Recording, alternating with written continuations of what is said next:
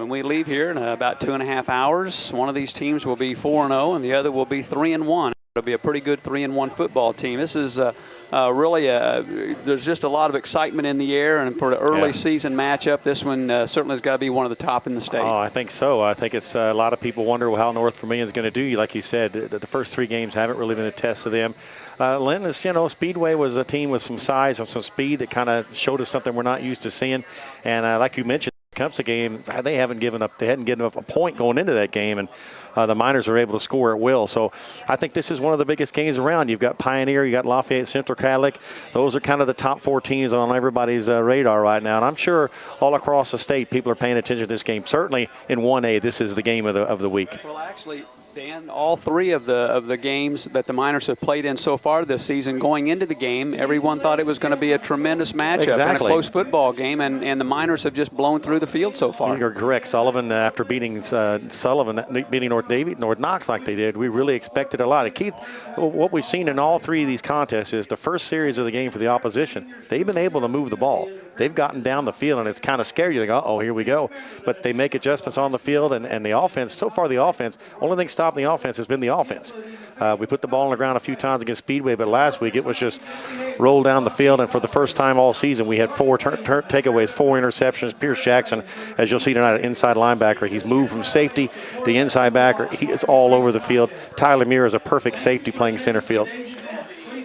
Well, this is my first look at the Linton Miners this season. If you were tuning in expecting to hear Darren Clayton, Darren had a family situation and was not able to be here. And my company, Media 5 Sports, we're producing 4 high school football teams in the southwestern part of the state. We've got Pike Central on the Petersburg radio station. We've got North Davies on a Washington station. We've got the Castle Knights down in the Evansville-Newburgh area on a radio station there, and of course the Linton Miners here on QT 93.3 WQTY. I really hated to turn loose of the Miners those first 3 weeks, but call back into action here tonight, and glad to be here and turning the Castle Knights over to another person down there. But looking forward to the football game, and maybe I'll get another chance before the end of the season. And certainly send our thoughts to Darren. It was his uncle that passed away. And I know Darren would love to be here. Standing now for the playing of the national anthem. We'll be back with the starting lineups after this timeout. This is a Media 5 Sports production. Yo! Delicious frozen yogurt in Linton is the perfect destination for a cool, good-for-you treat. Come try some of our amazing flavors. Then top off the flavor of your choice with over 40 different toppings to choose from. New flavors added weekly. Stop by downtown Linton today and see why it's yo delicious.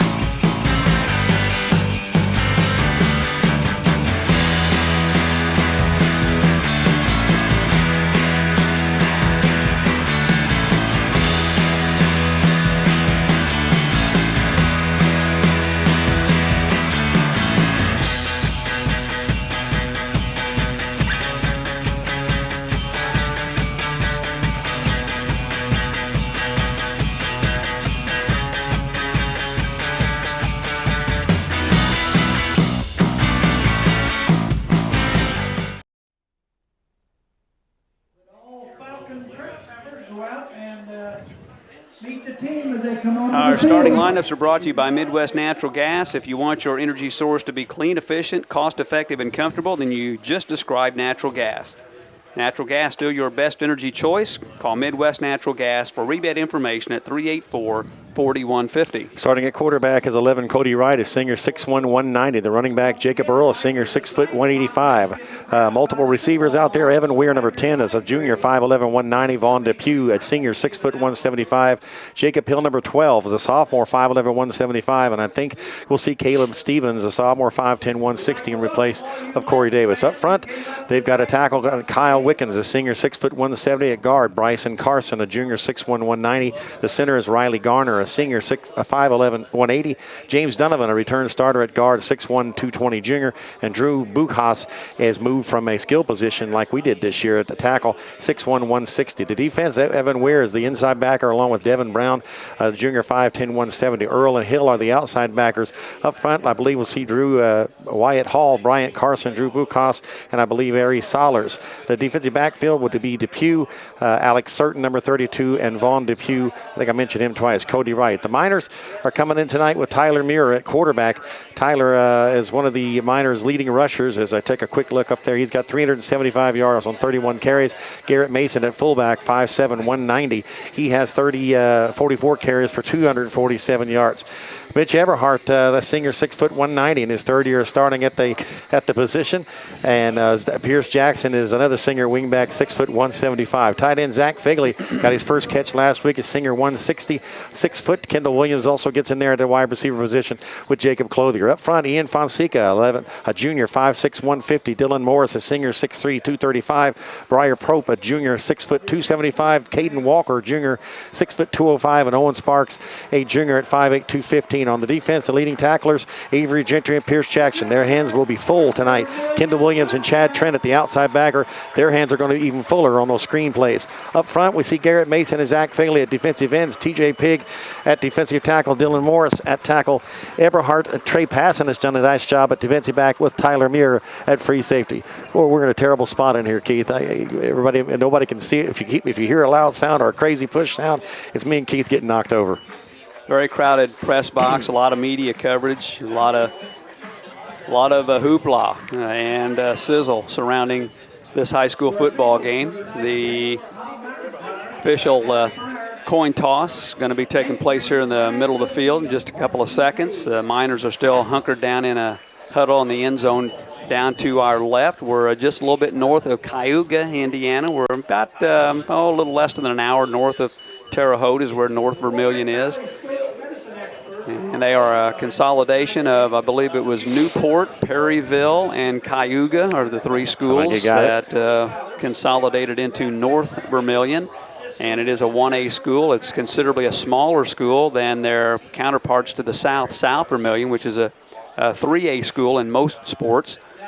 But North Vermillion, I think, is, according to their athletic director, maybe the third or fourth smallest football playing school in the state, and they were a state champion last year. They had to go through some tough places. Indianapolis Lutheran was one last year on the road that they won that one, and of course Pioneer. Pioneer is almost exactly like Linton, the way we played the ball with the double wing, 3 yards at a cloud of dust, and they pulled that one out. And we're very happy to see a team from the southern area get up there and win that state title. The Falcons are in their all blue, royal blue uniforms, tops and bottoms, with blue helmets and white numbers. Miners are in their home white jerseys with red pants, the red numbers, and the red helmets with the white L on each side. And we've got a nice crowd on hand. I thought maybe a few more Linton fans might be here, and maybe they'll still be here late. The bleachers are pretty full across the way, and then there are several fans that are standing along the fence area just outside of the track, and of course the football field on the infield of the track area. Our broadcast is brought to you in part by Midwest Satellite.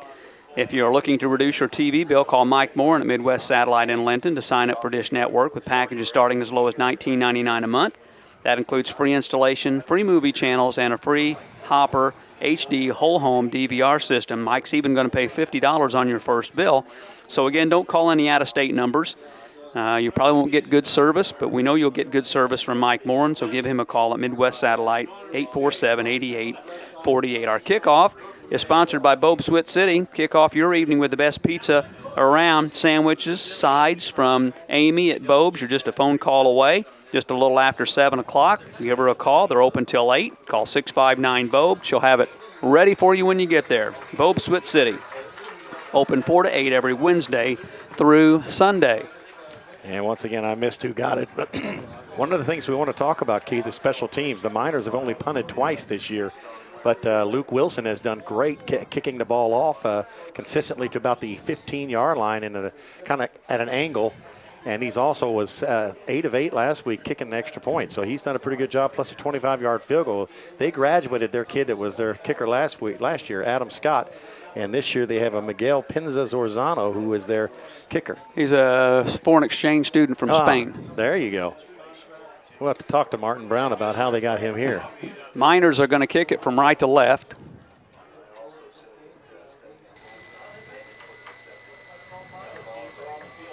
And it will be Luke Wilson to kick it off.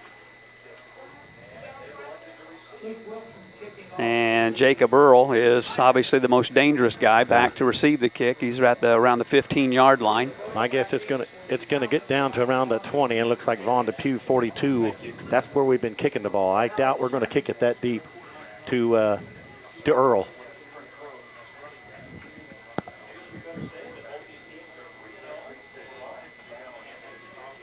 Well, the sun's out. A lot of clouds out there, but right now looking right into the sun. Wilson will kick it a little bit short, and it's going to be fielded at the 15-yard line. There's a double handoff to Earl. He's at the 30, breaks a tackle, spins to the 40. So they had a set play there when the Miners kicked it short. They had a handoff to the guy who received that kick, to Jacob Earl, and he returns it up to the 40-yard line. So good field position for North Vermillion to get things started here this evening. At home, they'll move from left to right, and we'll spot it right down at the 41-yard line, 1st and 10 for North Vermillion. And we saw right off the bat, he broke about 3 tackles in the process.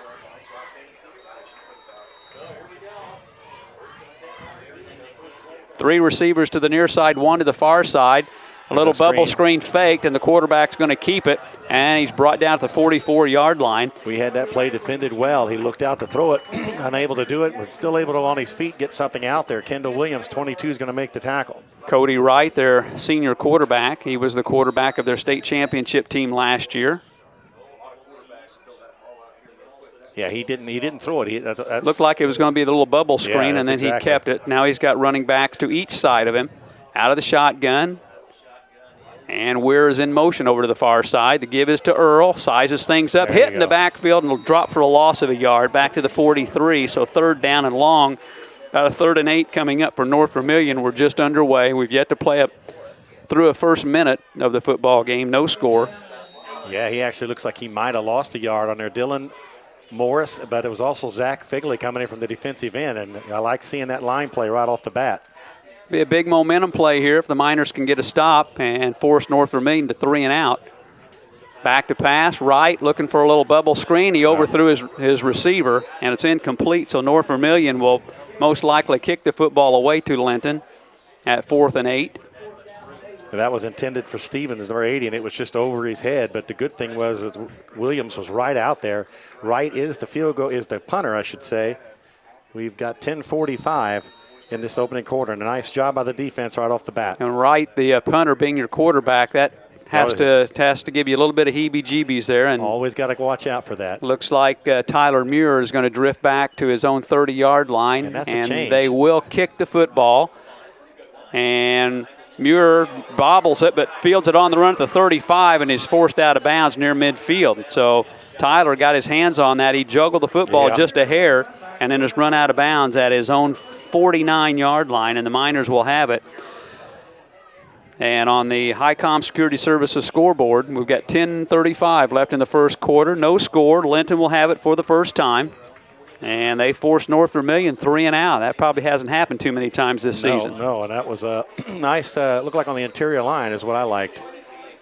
2 wing backs for the Miners. Man in motion, Eberhardt to the near side, but Tyler flush from the pocket, running for his life over on the far side. He is into North Vermillion territory and run out of bounds. He made a lot out of nothing there, Dan. He was just all Tyler Muir there, and he has just been so incredible for the Miners these first 3 weeks of the season. We knew how tough a runner he was from last year. He got down to the 45 of North Vermillion, and he was in a lot of trouble and picks up 6 yards on what could have easily been a sack. And that's what we've been seeing all year out of Tyler.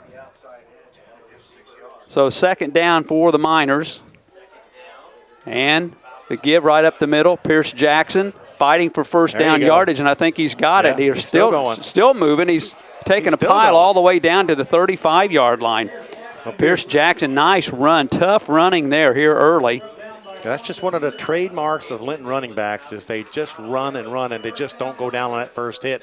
And Pierce, he's not had his big game yet. He had 100 yards against Speedway, but when you run like that, you can make big plays out of nothing. Well, sometimes you can try to get that extra couple of yards, too, and cough the football loose, up. We've seen that happen. 10-yard gain for Pierce. Give is up the middle for short yardage. Mason, that time to Garrett Mason, the junior. Doesn't get much there. 54 on that tackle. That was Drew Bukoff's. And I take the football down to the 34, so just a gain of 1 that time for Mason.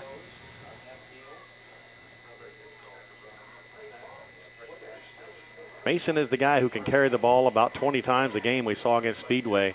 And he had over 100 yards also in that first week. In fact, he was a leading rusher. Jackson and Eberhard are the wing backs. Muir pitches it back to Jackson, sizes things up to the 35, hit, breaks a tackle to the 30 and gets across the 30 to around the 29.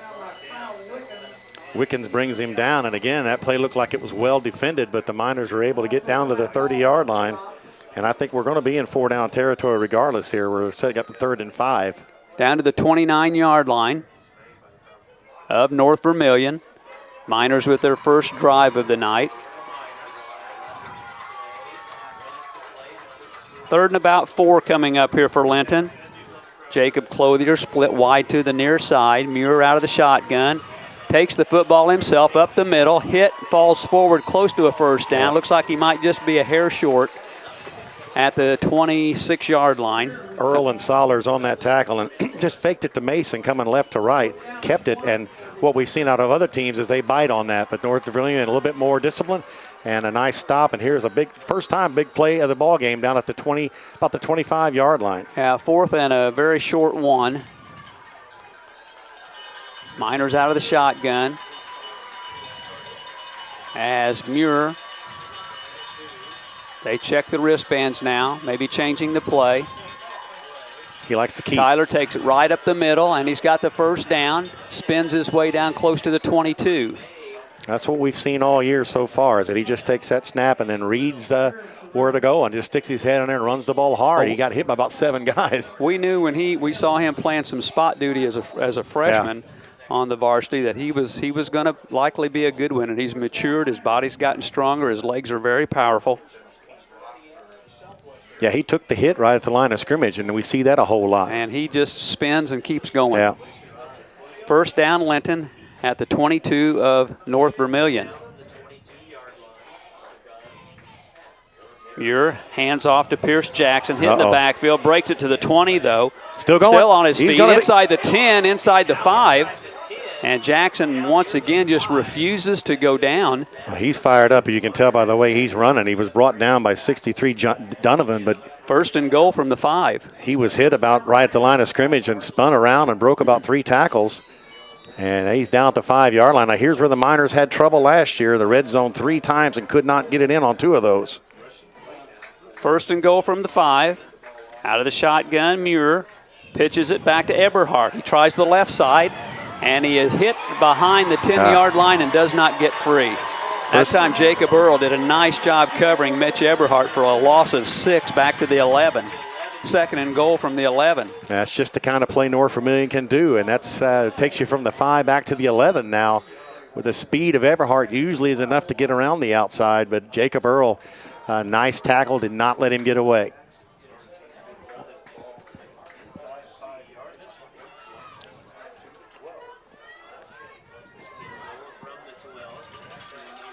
Passing the ball. Here goes Muir rolling to the far side, looks into the end zone. The pass is incomplete. Yeah, that one well played, well covered, intended for Eberhard out of the flat. Depew was out there, really nowhere to throw the ball. 3rd and goal from the 11. Miners had it first down at the 5. Their first play lost 6 yards on the first carry of the night from Eberhard. Well, I'm having flashbacks from last year. We were same situation. Now we got different alignment. Jackson is way out to the right as well as Clothier. 2 receivers wide to the far side. Here's Muir going to keep it himself. Oh. He's hit. He breaks free, but just barely does get back to the line of scrimmage. It's going to be 4th down from the 11. And we may kick a field goal. I believe we are going to kick a field goal. Field goal team will come out. A little bit more than an extra point try here. Well, you want to get some points out of this. So we got back, what, to about the 6-yard line, would you say, or is that the 5? Well, we got back to the 11. Oh. So it's going to be Luke Wilson coming out to kick a field goal from about 27 yards. Well, he kicked one from 25 last week that was right down the middle. Good snap, good hold. Wilson's Blocked. kick is blocked. And the Miners are going to march down the field nicely, but come away with no points. And that just is detrimental to your mindset. You march down the field. You got 5:14 to go in the opening quarter. 54 Bukos is going to get a hand on that. The Miners come away empty-handed again on a red zone appearance.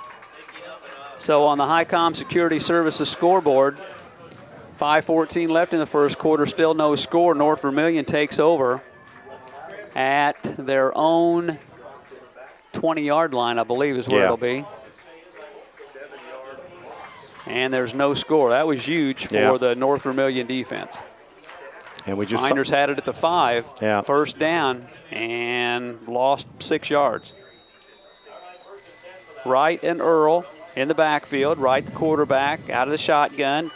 Fakes the handoff, wants to throw it, looking, now rolls to the near side.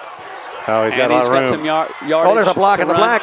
And there's Boom. flags all over the place as Wright spins it all the way to the 45-yard line, but there's about 4 flags down on this play. Right at the 30.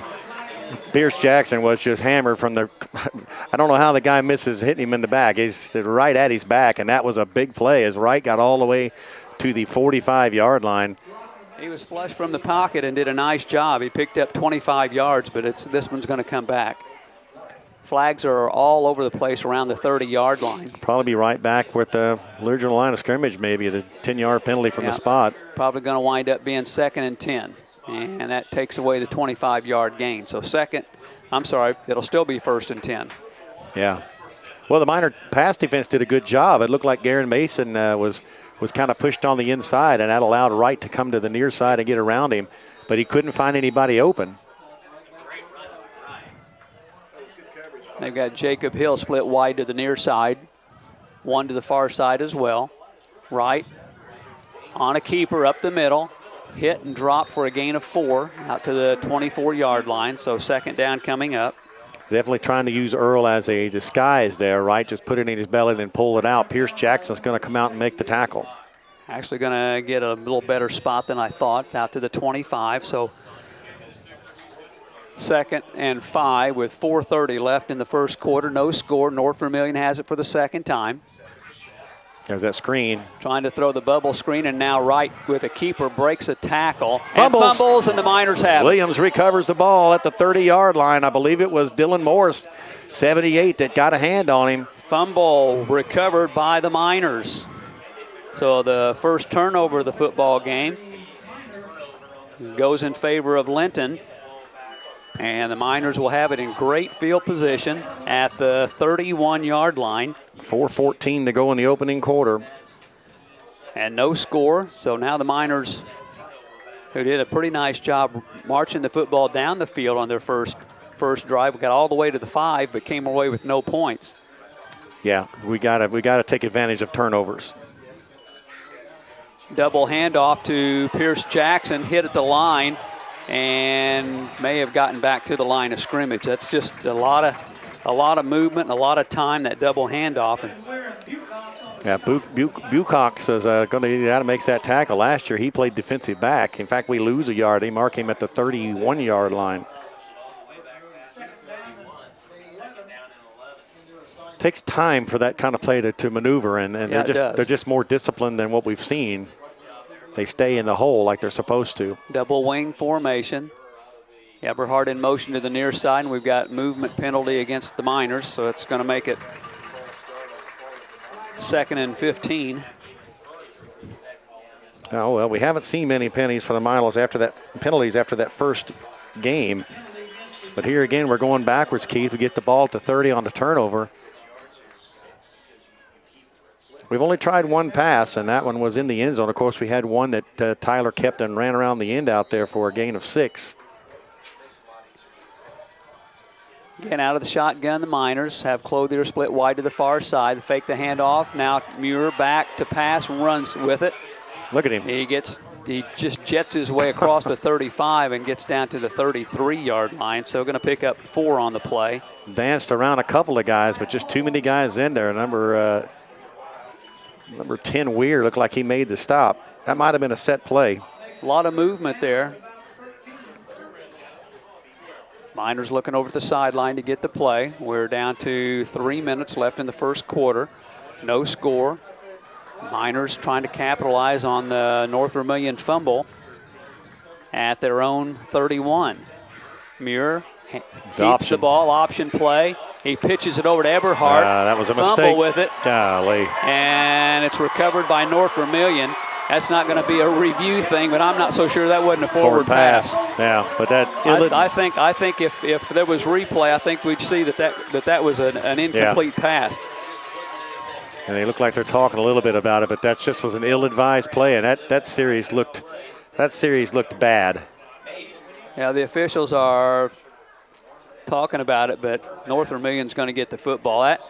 That to me looked like it was a pitch, but it was a forward. Looked a little late. It looked like, but North Vermillion's going to get the football at their own 29-yard line. So a fumble apiece.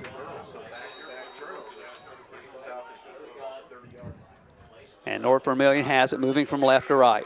Give is to Jacob Earl. Stretches the play out, hit and dropped for virtually no gain. Maybe Mason maybe even a loss on the play. Yeah, Mason and Morris right there to make the hit on Earl. That was Earl's second. 28, so he's going to lose a yard. It's going to be 2nd and 11.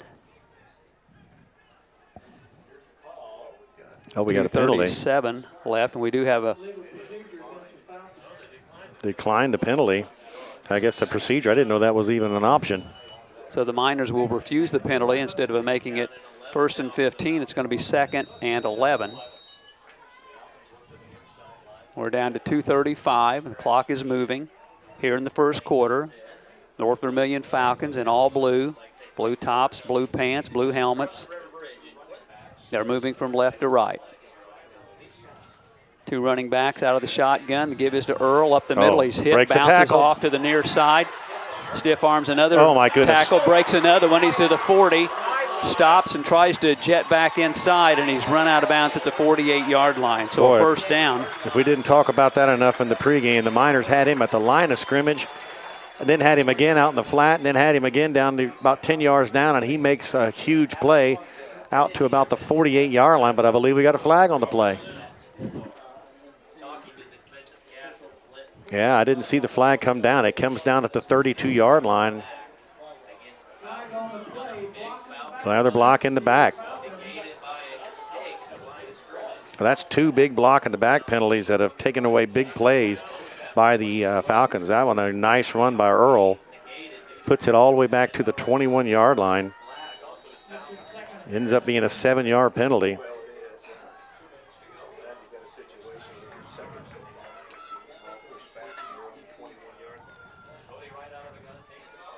So Wright out of the shotgun, runs up the middle, gets across the 25 out to the 26-yard line. Pierce Jackson again on the tackle, but again, Wright was able to bust that first attempted tackle out to the 26-yard line. Down to 140. And so far, this first quarter has been all played in North Vermillion side of the field, but the Miners have no points out of it.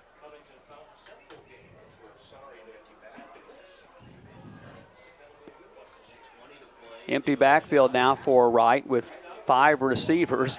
Back to pass, looking, throws it short over the middle. Earl makes the catch, Nice but he's tackle. brought down immediately Boy, that was at the 31. nice So short gain. Nice tackle by Avery Gentry, the linebacker, and that was a perfectly thrown ball put right in Earl's hands, but nice block, nice tackle at the 34-yard line. And that makes a 4th and 5. That's going to set up a punt.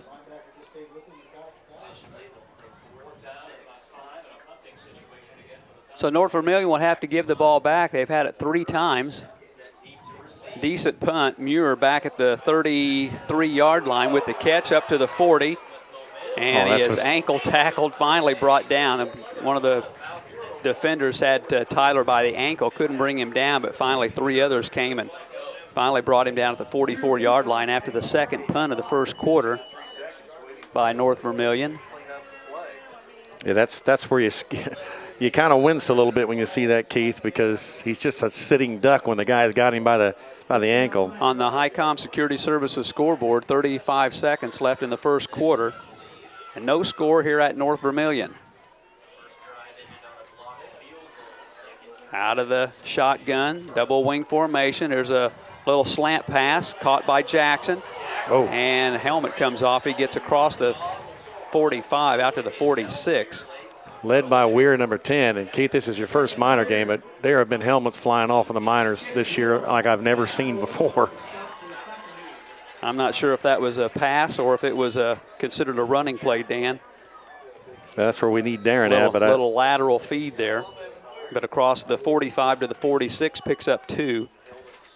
And the Miners may not run a play here. In fact, they will not. That'll bring the first quarter to an end. And on the HiCom Security Services scoreboard, from North Vermillion, number 1, North Vermillion, nothing. Number 4, Linton, nothing. I'm Keith Doades with Dan Phillips. Back in 60 seconds. This is a Media 5 sports production.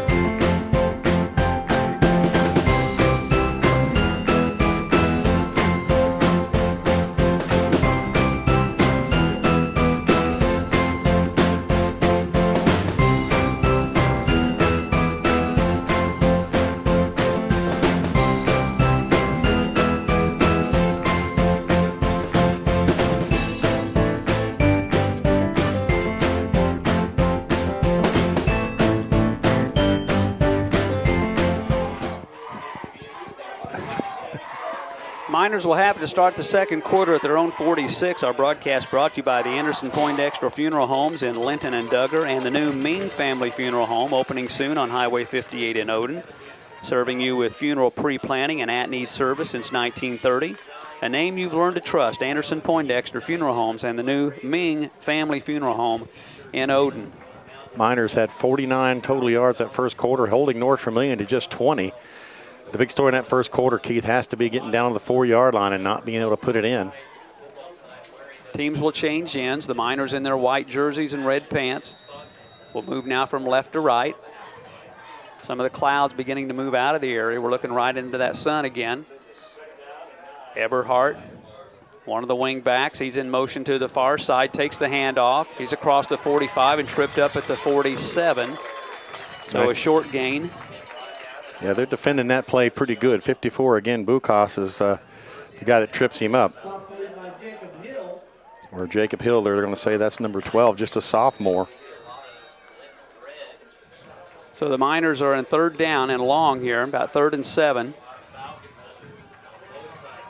Got to get into North Vermillion territory for a first down, keep the drive alive. Muir, keeper on an option, flips it back to Jackson, and he's hit the backfield and not able to go very, very far. It's going to be 4th down. The Miners likely will punt here. Depew came up from the cornerback spot, made a nice tackle on Jackson's ankles. And we're not, the last couple of possessions, we've not really been able to move the ball at all. In fact, we've kind of lost yards. Each team with a fumble in the first quarter. And there's no score. You're about at 11 minutes. First punt of the night for the Miners, Kendall Williams.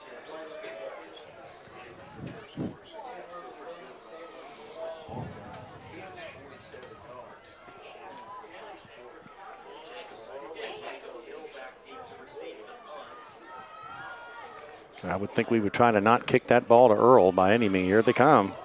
Gets the punt away. It's a high kick, a short kick.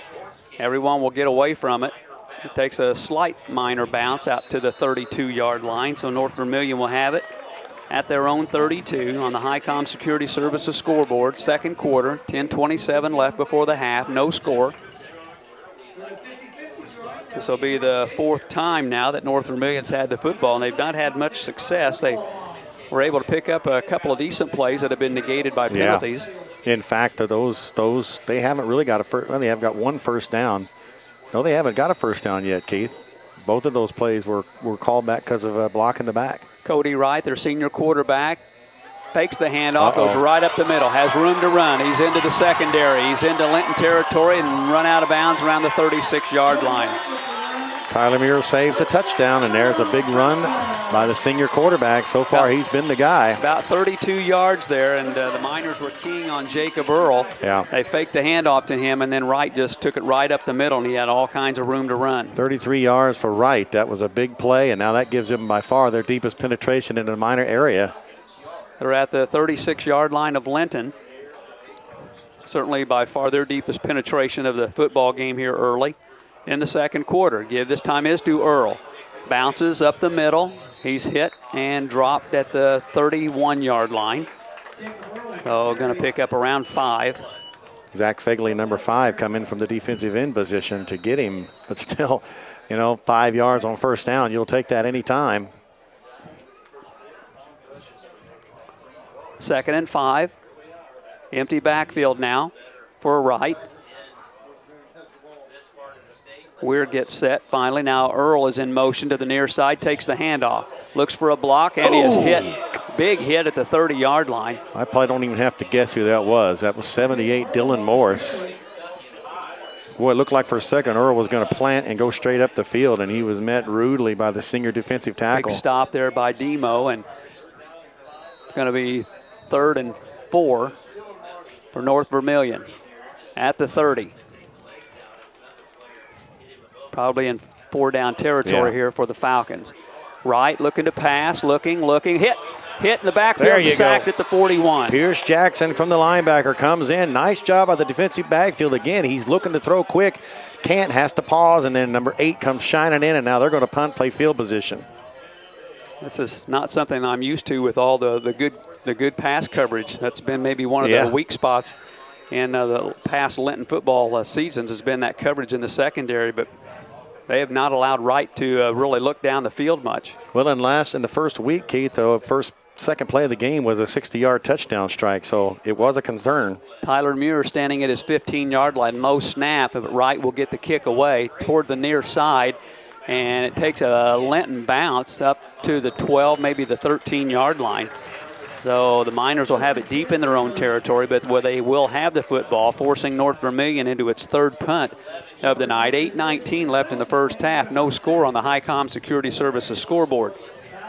I'm Keith Doades along with Dan Phillips. Our broadcast brought to you by Southside Express in Linton.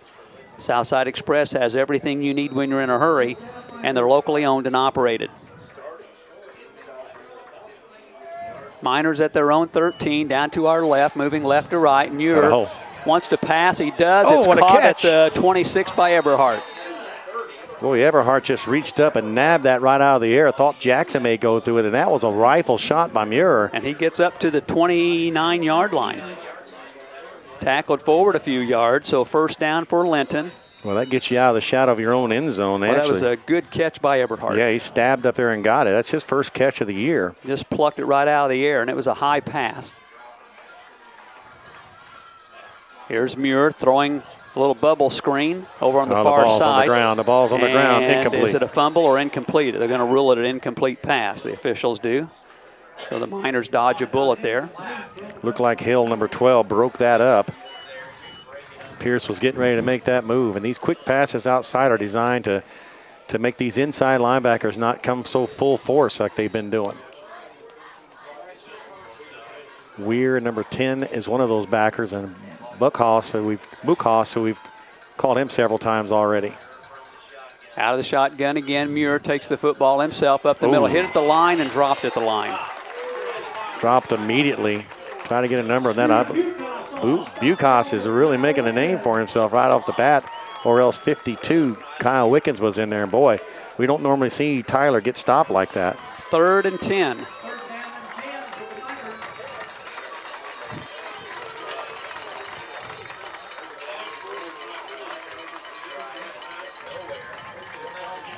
Clock is moving down to 7:20 here in the second quarter. There is no score. Yeah, I think Linton is going to have to resort to the air a little bit. Clothier hasn't been heard from out there one-on-one. Back is Muir, looking. Blitz, you got to get now away. Now he's hit, that's not and he feeds it off to Jackson, caught at the 32, but tackled immediately. Yeah, that's not going to get you much. Brown, number 34, on the tackle immediately, and we're going to have to punt the ball. So North Vermillion decided to kick when their quarterback was sacked. They played field position, so they're hoping to get decent field position. The Miners did not come away with much on that last punt. No, really nothing. Kendall Williams back to kick. 4th down. 6:38 to go in the first half. Kick is on the way. Decent punt. And it's going to bounce out of bounds at midfield. Now the official's going to run back up. He ran all the way down to the 40-yard line. The North Vermillion, a couple of their coaches started going berserk. And he brings the football back up to the 48-yard line. So the Miners punt it, and North Vermillion once again has good field position at their own 48. No score on the Highcom Security Services scoreboard with 6:24 left in the first half. Been a very quick first half of play. Each team has had the football four times. And the field position battle is slowly swerving towards North Vermillion. Now they're getting the ball more in Miner territory. 3 punts apiece and 1 fumble apiece. Here's North Vermillion. They fake the handoff. Right on a keeper is hit at the line and virtually no gain. Didn't bite on it that time. We got burned on that one for a long one. Again, Pierce Jackson, number 8, led the charge. 2nd and 10. Good stop again by the Miners. It's been a defensive struggle. I should say a defensive battle, offensive struggle thus far, except for that first drive of the football game where the Miners got to the 5-yard line and then couldn't score and had the field goal blocked. Here's a little screen pass maybe. Nope. Right in the backfield. It's in trouble. Being flushed over to the far side. Good block. Gets away, and he's hit at midfield and actually winds up picking up about 3 yards out to the 49-yard line of Linton. Nice tackle by Chad Trent. The oohs and ahs where Dylan Morris looked like he was going to get blindsided, and except it was the Falcon kid picking himself up. Nice, again, job by the defensive backfield. 3rd and 7 coming up. 5:30 left in the half, no score. Oh, we got a guys wide open over here. Yeah, 3 receivers to the near side. Here's Wright back to pass. Looking, flushed and sacked. Yeah, Garrett Good job, Mason that time again. Nice job. That's the 2nd sack of the football game, and they're sacked all the way back to their own 43-yard line. Well, you got to get pressure, and you're doing a great job. Wright is not having any chance to really do anything back there other than if he doesn't make the initial pass. That's a loss of 8. So he's going to kick the football again. This will be another punt. It's been a football game of punts thus far. Wright, the quarterback, gets the kick away. Decent kick. Muir has to go back. It takes it's going to stop at the 1-yard line. No, they knocked it into the end zone. Knocked it into the end zone. Oh, what a break for the Miners. The Falcons tried to fall on it at the 1. They touched it and carried it right into the end zone. Dodged a bullet there. What a break. Trent Zumwaltus Jr. looked like he just left that ball alone, Keith. It was going to stop right at the 1-foot yard. Instead, he hit it, then he fell in the end zone. I think it was going to stop there at the 1. If he hadn't jumped on it, the Miners would have it at their own 1-yard line. Well, that would have been tough for Tyler to try to catch that ball on the run like that. Might have been a safe to not to, but boy, it was a good kick. It went over his head, and he just was not ready for that. Out of the quarterback, though, Tyler Muir, the junior. Out of the shotgun, going to hand the football off to Kendall Williams, and no gain. Well, we're starting to lose that battle up front that we had in the early goings. They're learning a little bit about it. Williams doesn't carry the ball a lot. No gain, 2nd and 10. Mind your way. No, you're all right. Got a lot of blind spots here in the press box, a very crowded press box, so just kind of looking around and trying to get the different angle to call the action for you as Muir rolls to the near side. Rolling, and he throws an interception. Goodness gracious. Intercepted. 2nd turnover by the Miners, and North Vermillion has great field position around the 25-yard line. Just a play, you just have to take that back. I think actually it's at the 19-yard line. Yeah, this is the break that they were looking for. Oh, boy. Battle of turnovers. He had Pierce Jackson across the middle. Looked like he had him open and waited a little bit for whatever reason. Right out of the shotgun has Jacob Earl with him. Hands the football off. Earl tries to break a tackle. Picks up only about a yard on the play. Again, the Miner defensive front has done a nice job sizing him up. Yeah, Mason looked like he was right there at the line of scrimmage and made the stop. It'd be a big play for the Miner defense if they were able to keep them out of the end zone. 2nd and 9, North Vermillion moving from right to left. Out of the shotgun. They give the ball again to right. It's the pass. It's the pass. Halfback pass, and he is hit and sacked at the 25-yard line. Mason, and again, Keith, it has to be the defensive backfield. They didn't bite. It looked like the pew might be open, but he had nowhere to go with the ball.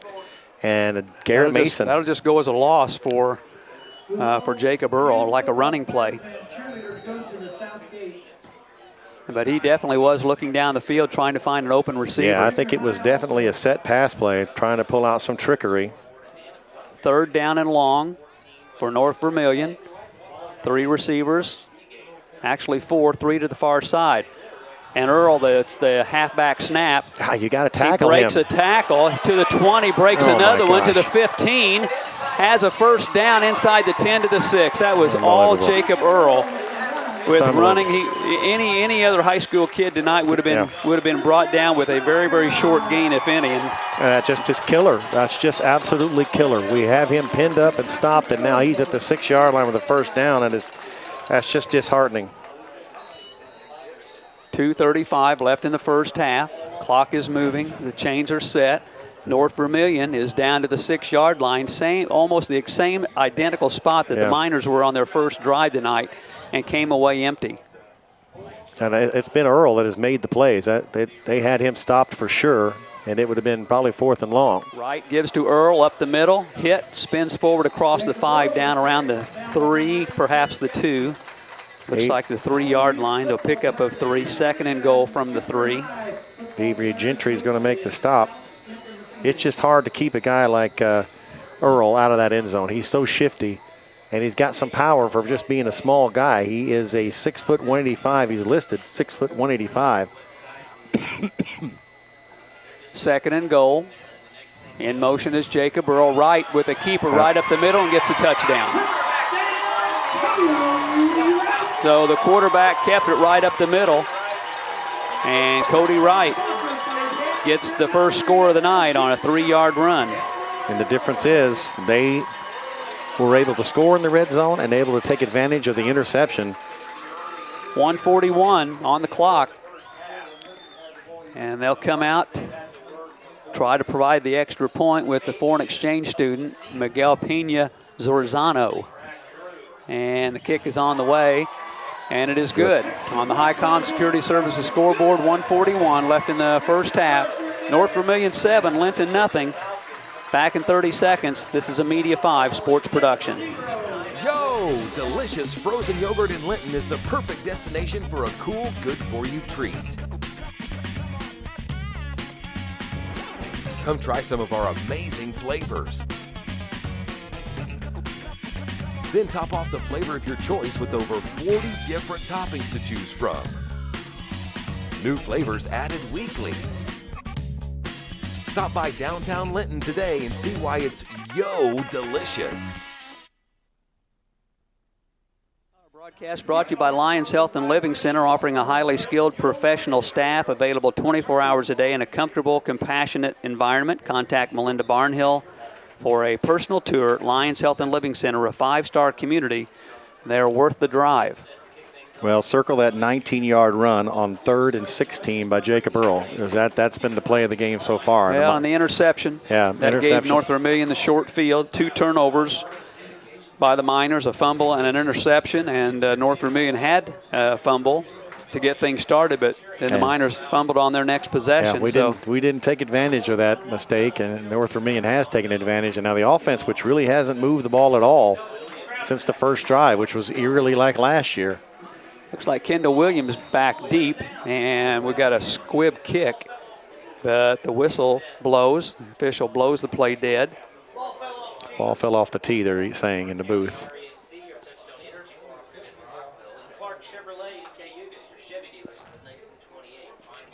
I think that might be Bill Smith, number 23, that's back at that deep position. Or Corbin, 27.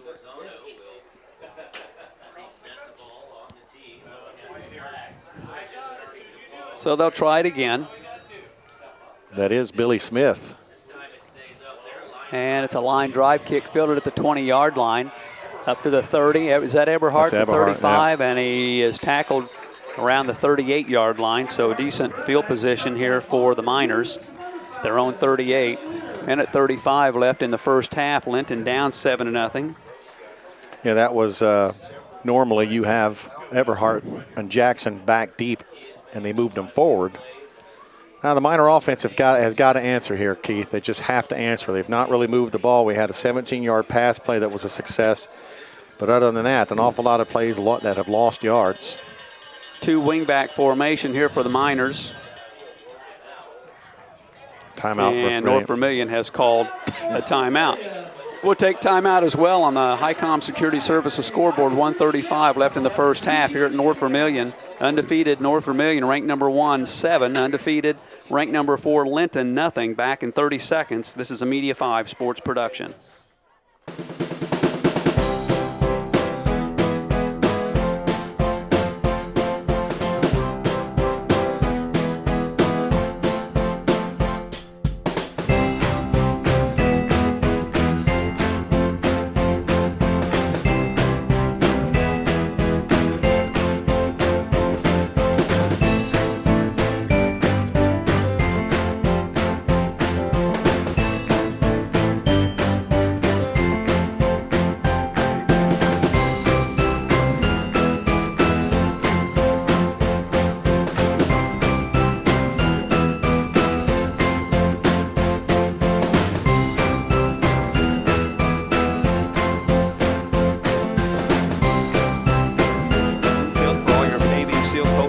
And repairs, call the Asphalt Doctor for a free estimate at 327-4446.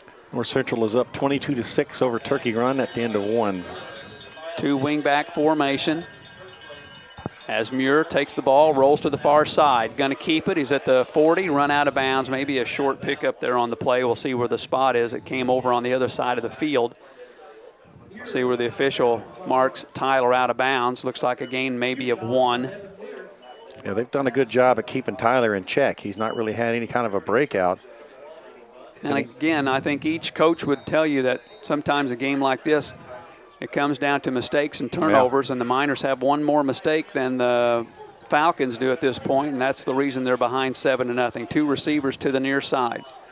Looking this way. Little backward pass to Eberhardt. Hit and brought down at the 40-yard line. So that's covered really well, and the Miners just are not able to get out of that first tackler. No. And it's going to result in a 3rd and 8 now for Linton.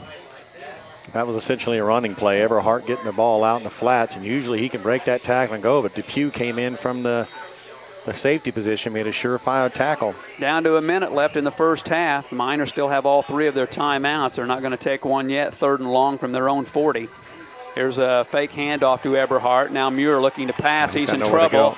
He gets away to the 40 and is brought down well short of a first down at the 43-yard line.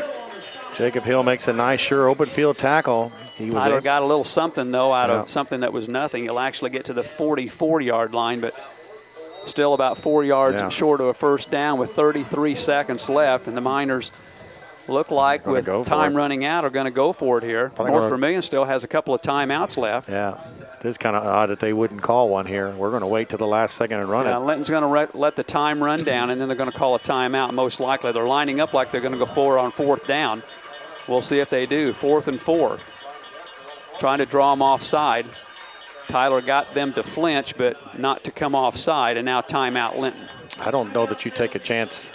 I'm surprised they didn't take the timeout. Well, with the clock 3 was seconds. down to 4, so that's 4 good. seconds left. North Vermillion did not stop the clock. They had a couple of timeouts left, so the Miners here, what do they got to lose on 4th down and 4 with 4 seconds left? Throw it deep. Keith, we have seen no trickery, back in the day, some of the hook and ladder stuff, but I would imagine that's what Coach Crabtree and his staff right now is talking about in that defensive huddle. We were about even in yards, Keith. Honestly, it's 62 for North Vermillion, 72 for Linton. So we're about even there. It's just exactly what you said. That interception at the 19 really, really hurt. But they were able to put the ball in the end zone when we weren't, or this game would be tied. We're going to have to find something, what's happening on the interior, because we're getting beat up front now and not able to really do any kind of damage running the ball.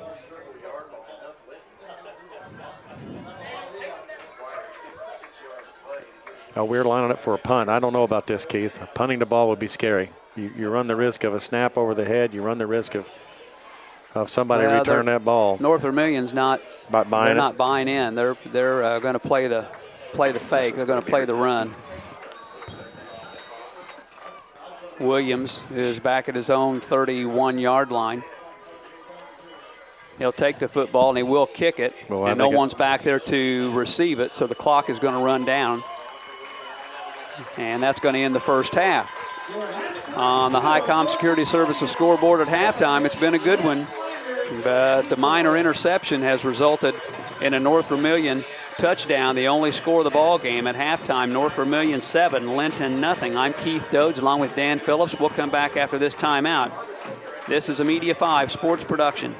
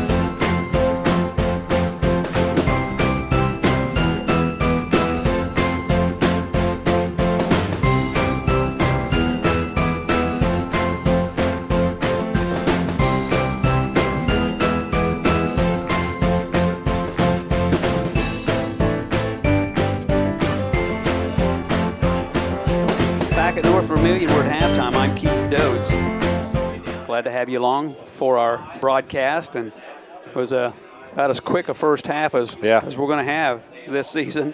We had a lot of giving the ball back to one another. North Vermillion, let's see, 1, 2, 3, 4 punts by the Falcons. The Miners kicked it. They tried a field goal on their first possession and got blocked. It would have been a 27-yard field goal. Miners have punted it themselves twice, and 3 times actually. And it was the interception by Muir deep in Linton's territory that gave North Vermillion great field position at the 19. And after pushing North Vermillion back to the 25-yard line, got a drive-saving run by Jacob Earl that just broke tackle after tackle after tackle, got down to the 6-yard line. 2 plays later, Cody Wright, the quarterback, took it up the middle and took it into the end zone from 3 yards out. And it's a 7-0 lead. And what's worse about that, Keith, is that we had that play stopped. He was almost out of bounds, and we had 4 or 5 Miner defenders right there on him, and he just made a great personal effort, broke the tackles, and got all the way down to the 6, or we would be probably looking at a 0-0 halftime score. The negative for me is that we took that first drive all the way down the field and just could not take advantage of it. And that's exactly what we did last year. The extra points we've seen this year get blocked, 3 of them. And then this is kind of what happened to us this time. That extra point getting blocked was the field goal attempt would have at least given us something coming out of that first drive, would have fired that defense up a little bit. And we got Shane Huffman up here. Shane, I know it's a long walk up here, but quite a difference from the first 3 games. Really not a whole lot of offensive stats going on so far.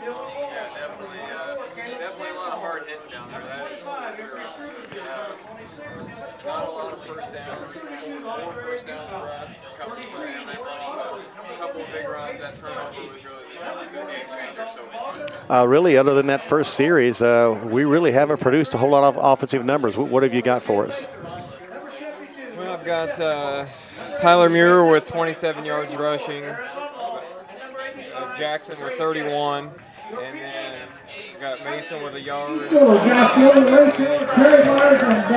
That's about it. And we had the 17-yard pass there from Muir to Everhart. Yeah, really a total of 47 and 19, really. And the thing is, we've got more yards than they've got. Other than the unbelievable play by Earl on the breaking free, we've done a pretty good job on the defensive side of things. What are we looking at for North Vermillion? Yeah, North Vermillion on the offensive side, they've just had those two big runs really, where the Earl kid broke a big tackle, and then their quarterback, I'm not sure his name, Cody Wright. Yeah. Cody Wright. Yeah, he broke a couple tackles, had a 31-yard run there. So what is the general vibe going on the sideline? And we take the opening kickoff and we drive methodically down the field, get to the 4. Don't punch it in, get the field goal blocked. Where is the team's mindset as we go into halftime? I think they're still positive. Going into halftime, they were still pumped up. Coaches were talking to them about coming back out with a lot of intensity. So the vibe's still positive.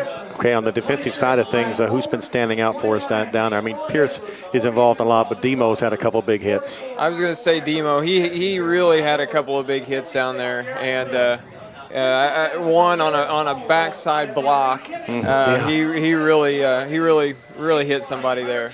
Well, hopefully the second half is going to see a little bit better offensive numbers and continue good defensive numbers, Shane, and we'll see you after the contest. Okay, thanks. Thanks for coming up. That's Shane Huffman, the new stat guy for the Miners, getting a little bit more radio friendly now after a couple of weeks in there, as the Miners don't go into the locker room. They are down at the end of the end zone down there, and down 7-0. When I'll take a look at a little bit better, more personal yardage there.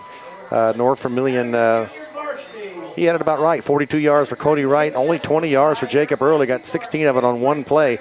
The nice thing on the passing side of things has been the Miners have done a great job. Officially 1 of 2 is all Cody Wright is, but he's been sacked now twice for negative 16 yards, and Earl also was sacked for a 6-yard loss. So the defense has done a good job, Keith. Unfortunately, the offense after that first drive has not really been able to do anything about it. And we're at halftime here at North Vermillion on the Highcom Security Services scoreboard. It's North Vermillion 7, the Linton Miners nothing. And we'll come back with more after another 3-minute timeout. You're listening to Linton Miners football on WQTY Linton. And we'll come back. It's a Media 5 sports production. Yo! Delicious frozen yogurt in Linton is the perfect destination for a cool, good-for-you treat. Come try some of our amazing flavors. Then top off the flavor of your choice with over 40 different toppings to choose from. New flavors added weekly. Stop by downtown Linton today and see why it's yo delicious.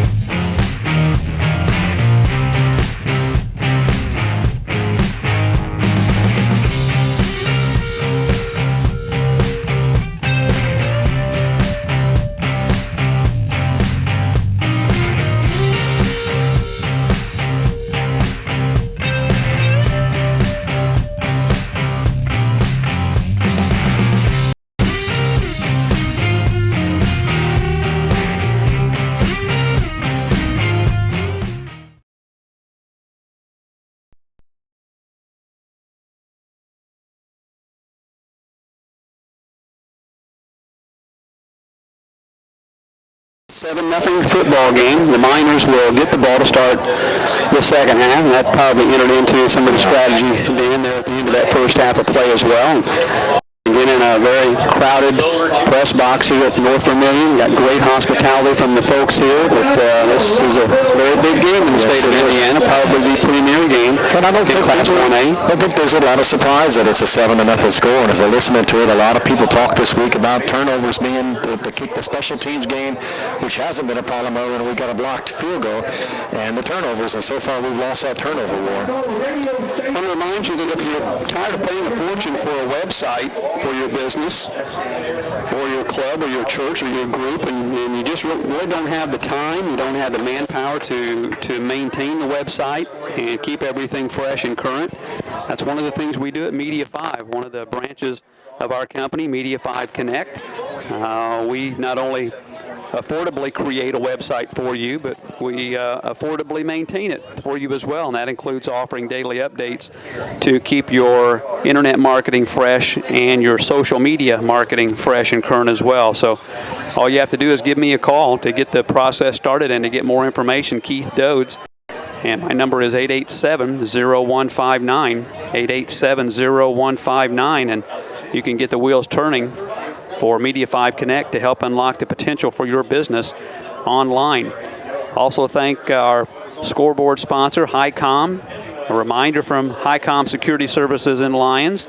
Protecting your home, your business, your family, and your property is as easy as giving them a call. In Lyons, HiCom offers cutting-edge technology, affordability, and service by local people you know and trust. Start that process by calling Sales Manager Derek McKee to find out more.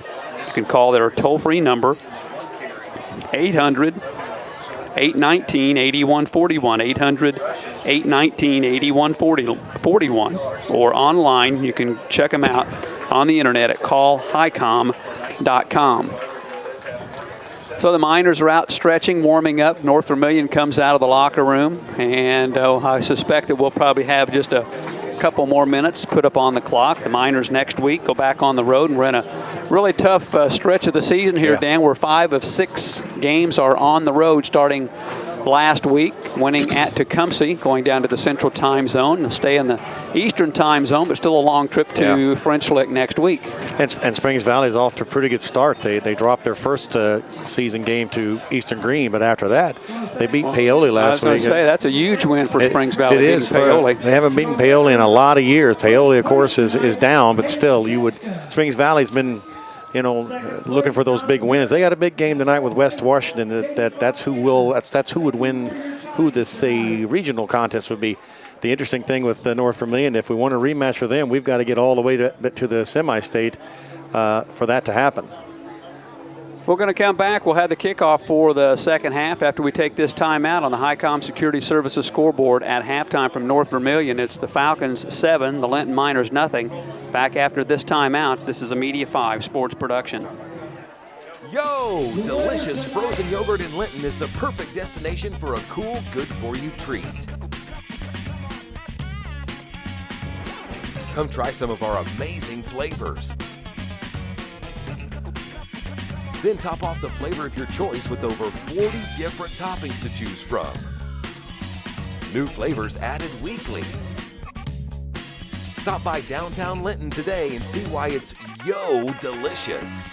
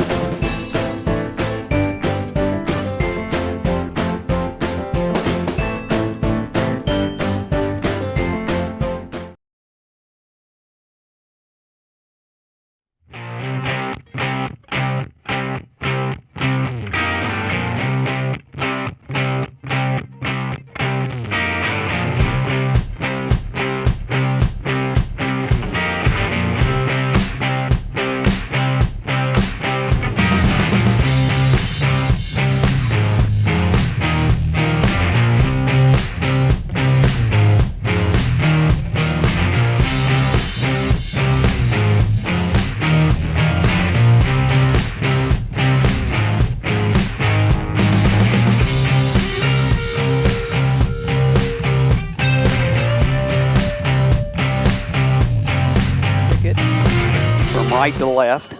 Boy, this first series is going to be big for the Miners. They have got to be able to move the ball a little bit. Muir and Eberhardt are up for a shorter kick. And then Kendall Williams is the guy No, that's Billy Williams, Billy Smith. Okay. It's going to go to him. And he's got it at the 10-yard line to the 15, the 20, 25, puts his head down and burrows his way to the 30-yard line. Nice job by the little kid. Didn't play last year, playing this year, and he's kind of a backup safety, and I'm told he's going to be a good guy in the future of Miner football. Gives the Miners the ball out to the 30-yard line. Seems like we've always been looking down to that left end of the field. Well, fortunately for us, because that's the only side of the field I can see. That's the hardest spot for me to see. And you're saying it's the best for me, yeah. Handoff is to Eberhardt, sizes things up, goes across the middle, gets about 3 yards. 2nd and 7 coming up from the 33. Just not a lot there. Weir, number 10, the junior inside linebacker, Evan Weir, comes up to make the tackle. He really just gets out to about the 32-yard line. Not a whole lot of carries offensively for the offense. That's 4 carries, -1 for Mitch Eberhardt.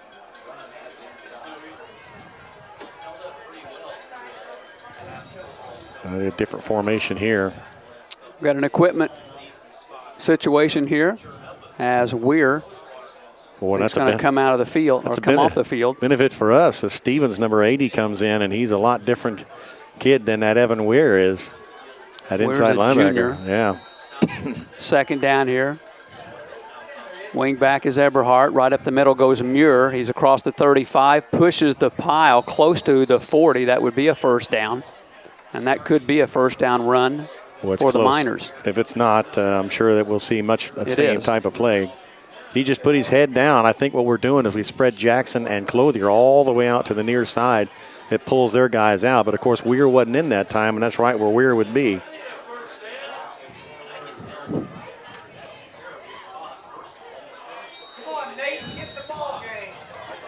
First down for the Miners, moving from left to right. First drive of the second half, Linton down 7-0. Again, Muir right up the middle again, breaks a tackle, keeps his feet moving, and picks up 5 yards. Yeah, it looks like we're just going to go right up the gut, not try those handoffs back-to-back. Again, tackled by Wickens. That's just hard running right there. Yeah, that's where you really need a nice push from the offensive line.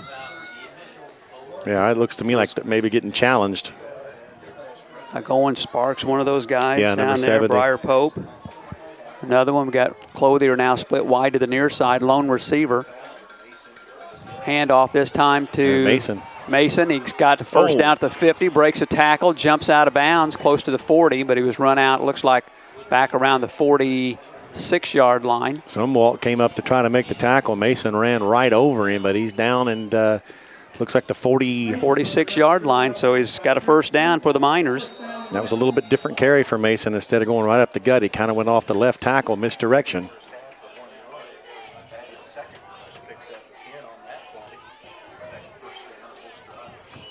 Here's a handoff up the middle.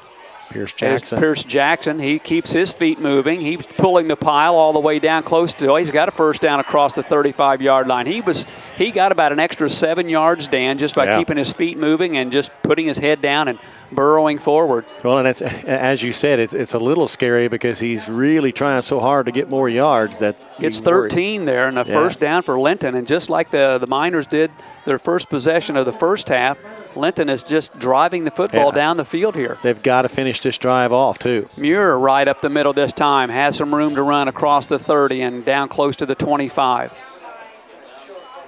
Second down coming up and short. Yeah, 9 yards on the gain, and here's where I'll be relying on you, Keith, because I won't be able to see much here, but I'm hoping to hear you keep calling out first downs. You need to stand up. I'll move down here just a little bit. I'll do the old lean. Have you got enough mic cable to get down to Terry's window? I might. Linton has it 2nd and 3. Tyler Muir takes the football right up the middle. He pushes the pile forward to the 20. He's got a first down. And, boy, the Miners are just smash-mouthing their way down the field right now, Dan. They probably were challenged at halftime by our offensive line coaches. I imagine the spirit was high with Coach Lorig. But this is all for naught if we don't put the ball in the end zone, Keith. But that's about 4 plays. I think 1, 2, 3, 4 plays that Muir has just taken the snap, put his head down, and went straight forward. from the 20. Miners have hit the red zone. First down.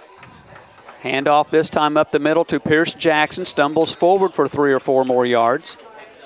Tripped up at the line. Tried to cut back like we've seen him do so many times, and Weir was right there to make the stop.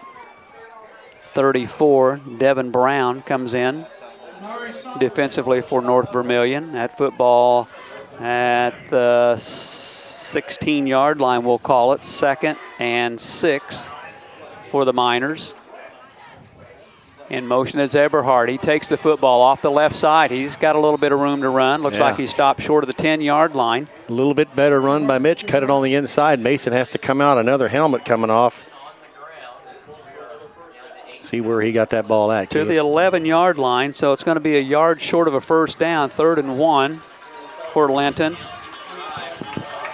This time Jackson will move back to the running back spot. That probably means Williams is at the wing back along with Eberhard. There's Tyler Muir taking the ball himself. He's got a first down, across the 10, and down around the 7 or 8. Probably closer to the 7 is where the spot will be, and the Miners looking to try to tie this score here. 1st and goal from the 8. Muir. And we've got a timeout now taken by North Vermillion. They're trying to stop the bleeding here. And on the Highcom Security Services scoreboard, 8:14 left in the 3rd quarter. 7-0 North Vermillion. The Miners trying to get the tie here. Back in 30 seconds. This is a Media 5 sports production. Yo! Delicious frozen yogurt in Linton is the perfect destination for a cool, good-for-you treat. Come try some of our amazing flavors. Then top off the flavor of your choice with over 40 different toppings to choose from. New flavors added weekly. Stop by downtown Linton today and see why it's yo delicious. Just wanted 30, Katie. Got lucky.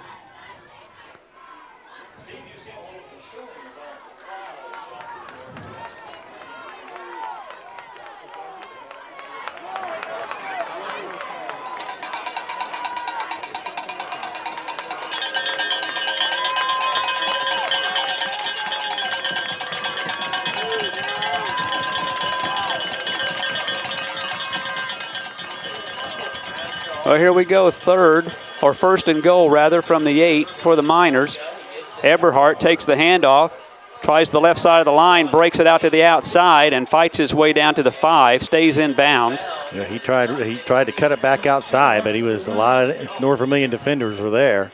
There's a lot of wheels turning there to pick up 3 yards, but Mitch gets it to the 5, where it is 2nd and goal.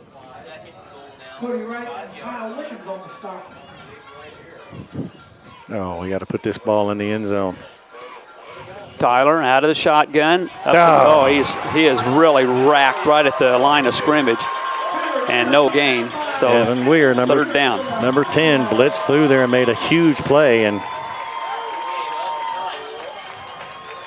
he lost yards back around looks like the 6-yard line.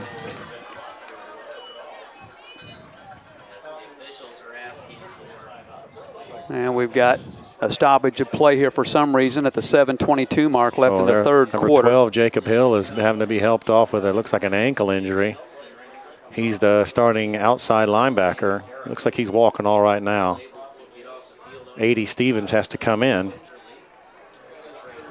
Well, we've marched right down the field, Keith. For the 2nd time here in the football game, the Miners take it with ease down into the 5-yard line territory. And now the Miners are looking at 3rd and goal. Here's Tyler Muir going up the middle, finds a hole, and he's in. Touchdown. He's in. Muir was able to sneak through a hole and gets the score for the Miners. 7-6 now. That Linton's first score of the football game. And just an extra point away from tying things up. Muir with a 5-yard run. 7:06 mark, and now these extra points are going to be big. Wilson has done such a great job, but we've had trouble with getting them blocked. This is for the tie. Kick is on the way. It looks good. Yeah. And it is. We've got a tie football game on the Highcom Security Services scoreboard. 7-7 with 7:06 left in the third quarter. I'm Keith Doades along with Dan Phillips. Back in 30 seconds. This is a Media 5 sports production.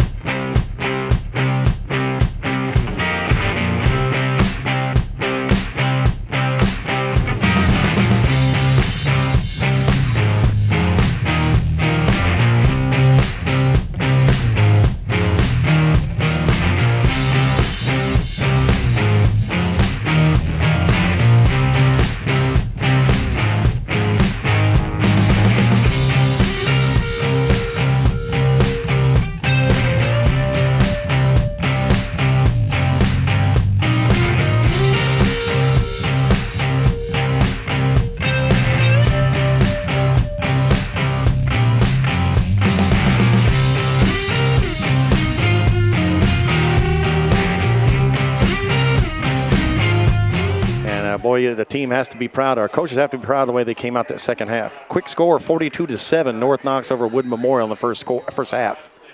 Luke Wilson will kick it away. Junior kicks it from left to right. Remember, they did that trick play last time. Yep. Short kick over the initial line, and North Vermillion falls on it at the 37-yard line. That was a live football. Now they're going to throw a flag after it's all said and done on a late hit. I think Weir, number 80, number 10, not sure who got that, but flag comes in at the very end of the play, and I think they're going to get one of the Miners for a late hit.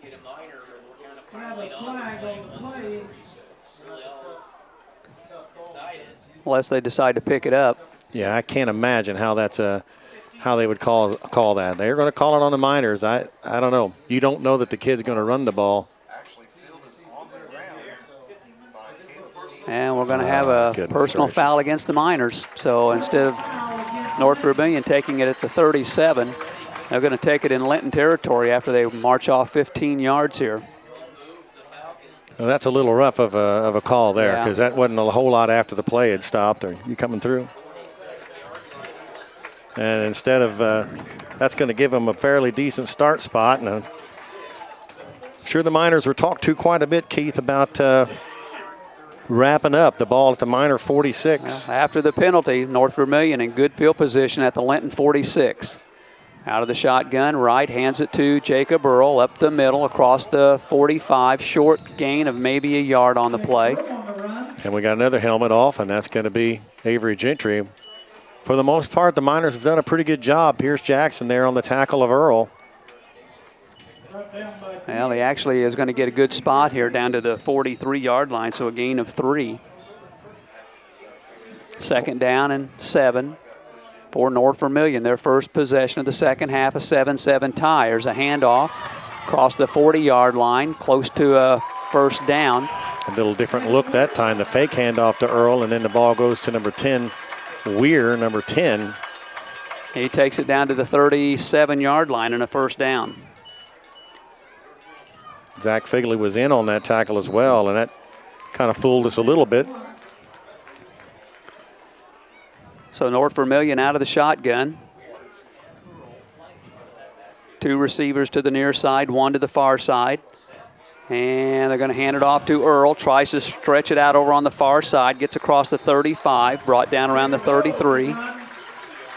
Well, you just never know. It was 3rd and 1 there. First down run. You just never know when he's down. You think you got him down. Did a nice job that time. To the 34. This one? And North Vermillion in Linton territory at the 34-yard line. And we're just under 6 minutes left in the third quarter. 7-7 game. 2 undefeated football teams, 2 Class 1A powers. Number 1, North Vermillion. Number 4, Linton. And we've got flags down. Looks like movement here of false start of some kind or movement against North Vermillion. This will cost the Falcons 5 and push them to the 39-yard line.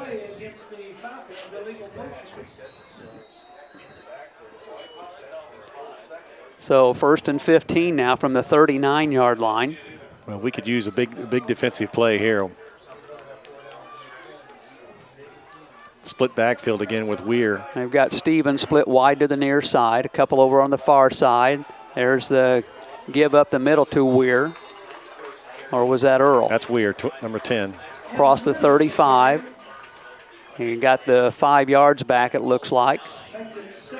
Yeah, you can see what they're doing now. 2nd and 10 from the 34. Definitely. Now, one of these times they're going to let Earl keep that ball. They basically split backfield, and they fake handoff to one guy and come back the other side with the other one. Right out of the shotgun. Looking, throws it across the middle, and it is caught. And down across the 25-yard line to the 23. Going to be a first down. Depew, number 42, makes a nice catch, a nice pass. Not much you can do about that. Vaughn Depew, the senior.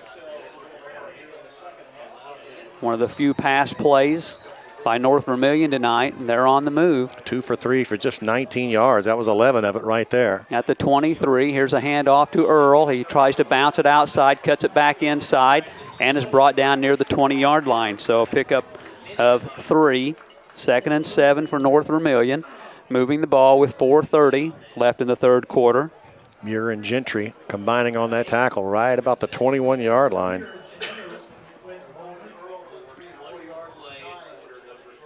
North Vermillion beat the Miners here last season in the regional, 31-8. This one has been a dandy. 2 turnovers by the Miners, 1 by North Vermillion. The interception led to North Vermillion's first score. Here's Wright on a scramble. He's hit and brought down at the 20-yard line, so no gain on the play. Again, nice defensive effort there. Jackson and Dylan Morris both there to make the tackle. It sets up a big third down. 3rd and 7 from the 20-yard line. Certainly going to be in 4-down territory. I don't know how good of a leg the exchange student kicker has. That'd be a pretty good size kick from the 20. Just the second possession of this quarter, and the clock is down to 3:30. So each team moving the football on its first try here to the second half. Watch that screen pass.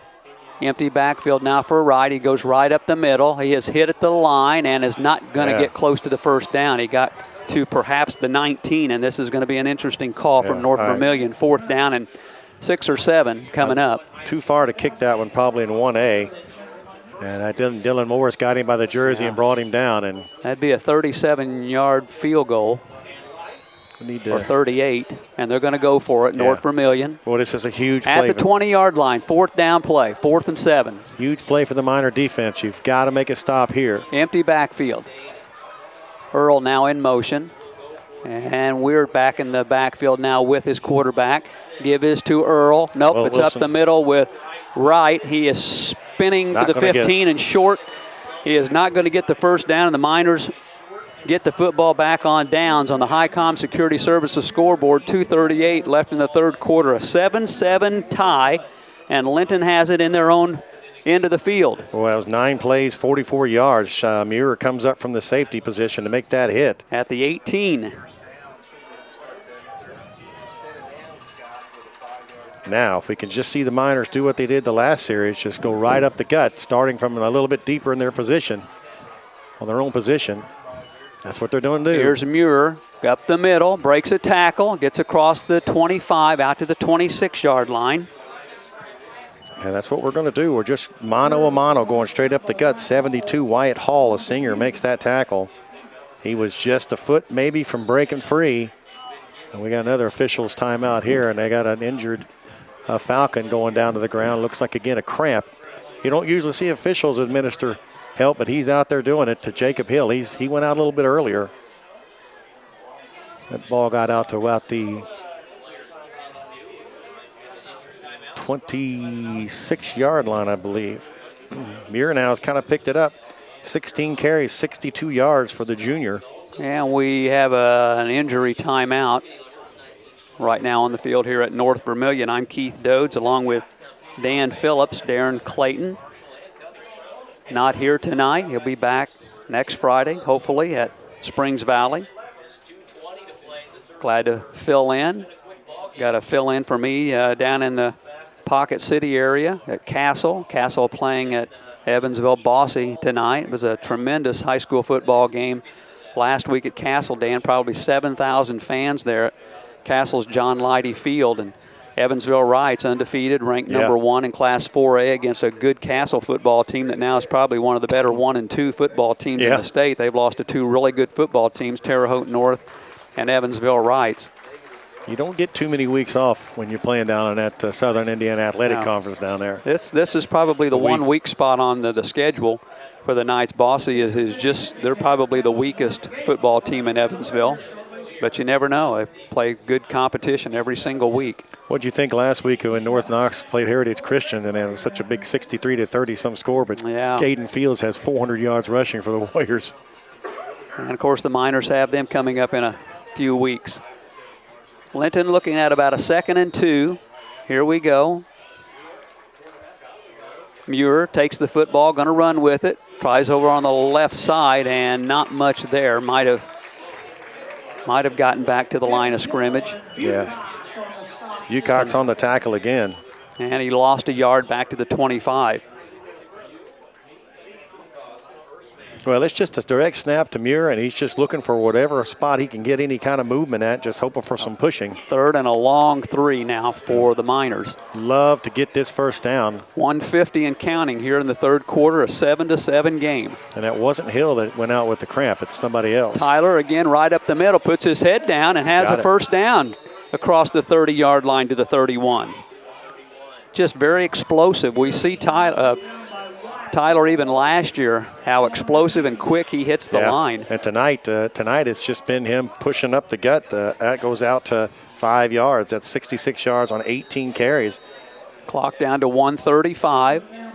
And Miners moving from left to right here at North Vermillion. A tie ball game. We can still see a little bit of the sunset over to the west across the football field.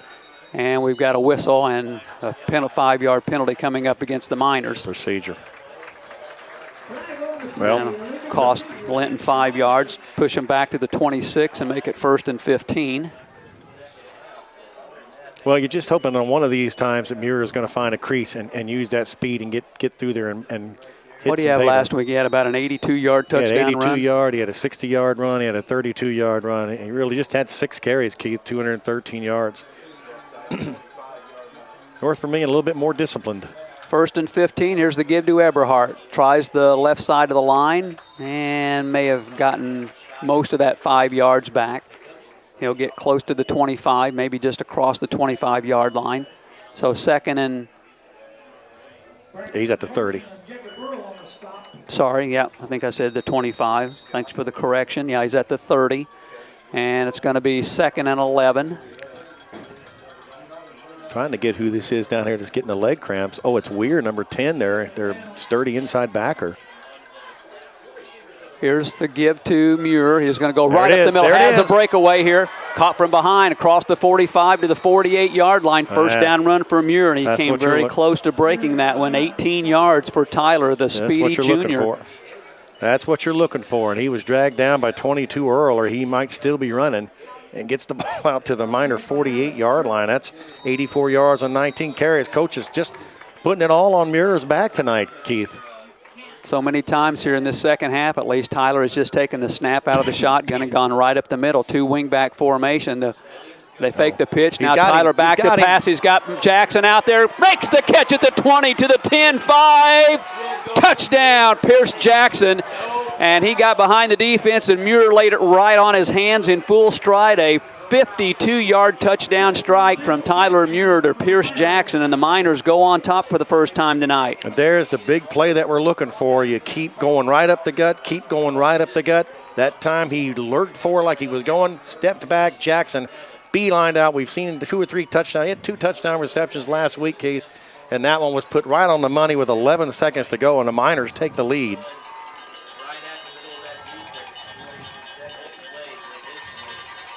And this is a big play here. Extra point, high snap, but they get the kick away, and it is good. So Luke Wilson kicks it through again, and on the Highcom Security Services scoreboard with 11 seconds still to play in this third quarter. Now it is Linton on top of the number 1 team in the state, North Vermillion, 14-7.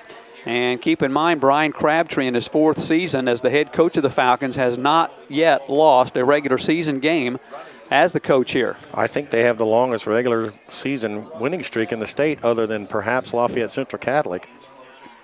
And Linton has only lost 1 in that period. So 2 of the big Southern 1A schools. And boy, Keith, was that not a pretty pass?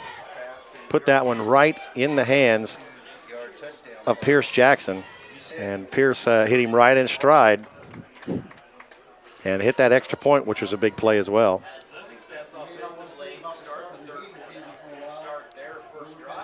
That might be the first looking at passing. He's 2 for 3. I'm sorry, 4 for 7 for 71 yards. Linton up 14-7, 2 touchdowns here in the third quarter. They got a 5-yard run from Tyler Muir, and now a 52-yard pass from Muir to Pierce Jackson. And Jackson had to keep those legs turning. He pulled a tackler into the end zone with it. He didn't have to slow down or anything. That ball right it was perfectly passed. Right on the money. Here's a kick over to the far side, and it is picked up at the 19-yard line. North Vermillion up the middle to the 25-30 and brought down at the 35-yard line. Depew, number 42, is going to make that return. So they're at their own 35. 5 seconds left in the third quarter.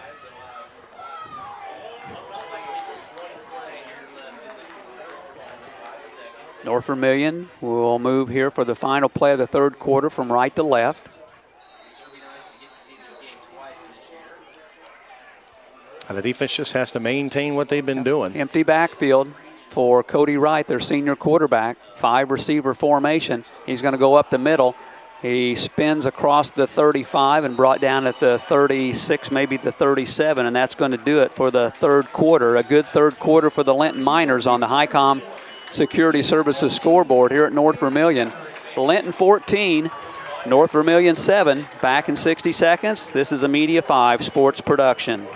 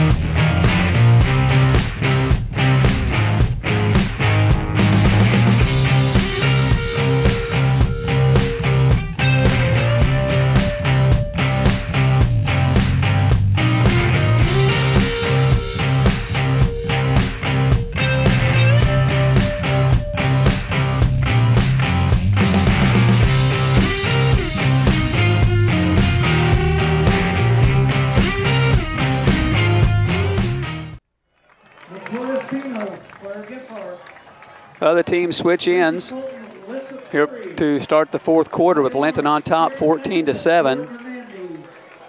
We've got a 2nd and 9 coming up here for North Vermillion. They'll move from left to right wearing all blue. Cody Wright hands the ball to Earl. Up the middle, he's hit at the line of scrimmage and may have gotten forward for a no gain here. I think that was Chad Trent, number 10, coming in from the outside linebacker. And again, you got to point out Chad Trent was the starting quarterback last year and has accepted his position through a touchdown pass last week. Here's a 3rd and long, 3rd and 8 for North Vermillion. Back to pass right, looking, flush from the pocket and brought down for a sack. Big play by the Miners. 4th down, and North Vermillion will surely punt the football here at the 35-yard line. So a sack on the play there by the Miners. And I think Pierce Jackson was the first one there, perhaps 52, Chance Howard, just a sophomore. Boy, Pierce Jackson has just really stepped up and toughened his game. Just not that he wasn't a tough kid last year, but just has really elevated his play. Well, he was such a good safety. Boy, that's a low snap. Kick, a low snap, but the punt is a low line drive kick that's going to go out of bounds right at the 50-yard line. In fact, it may actually be at the 49 of North Vermillion. So the Miners have really good field position. They've got the lead 14-7 on the Highcom Security Services scoreboard with 10:53 left in the game. Yeah, that ball's on North Vermillion's side.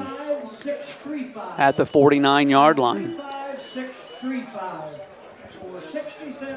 So the Miners 49 yards away from the end zone.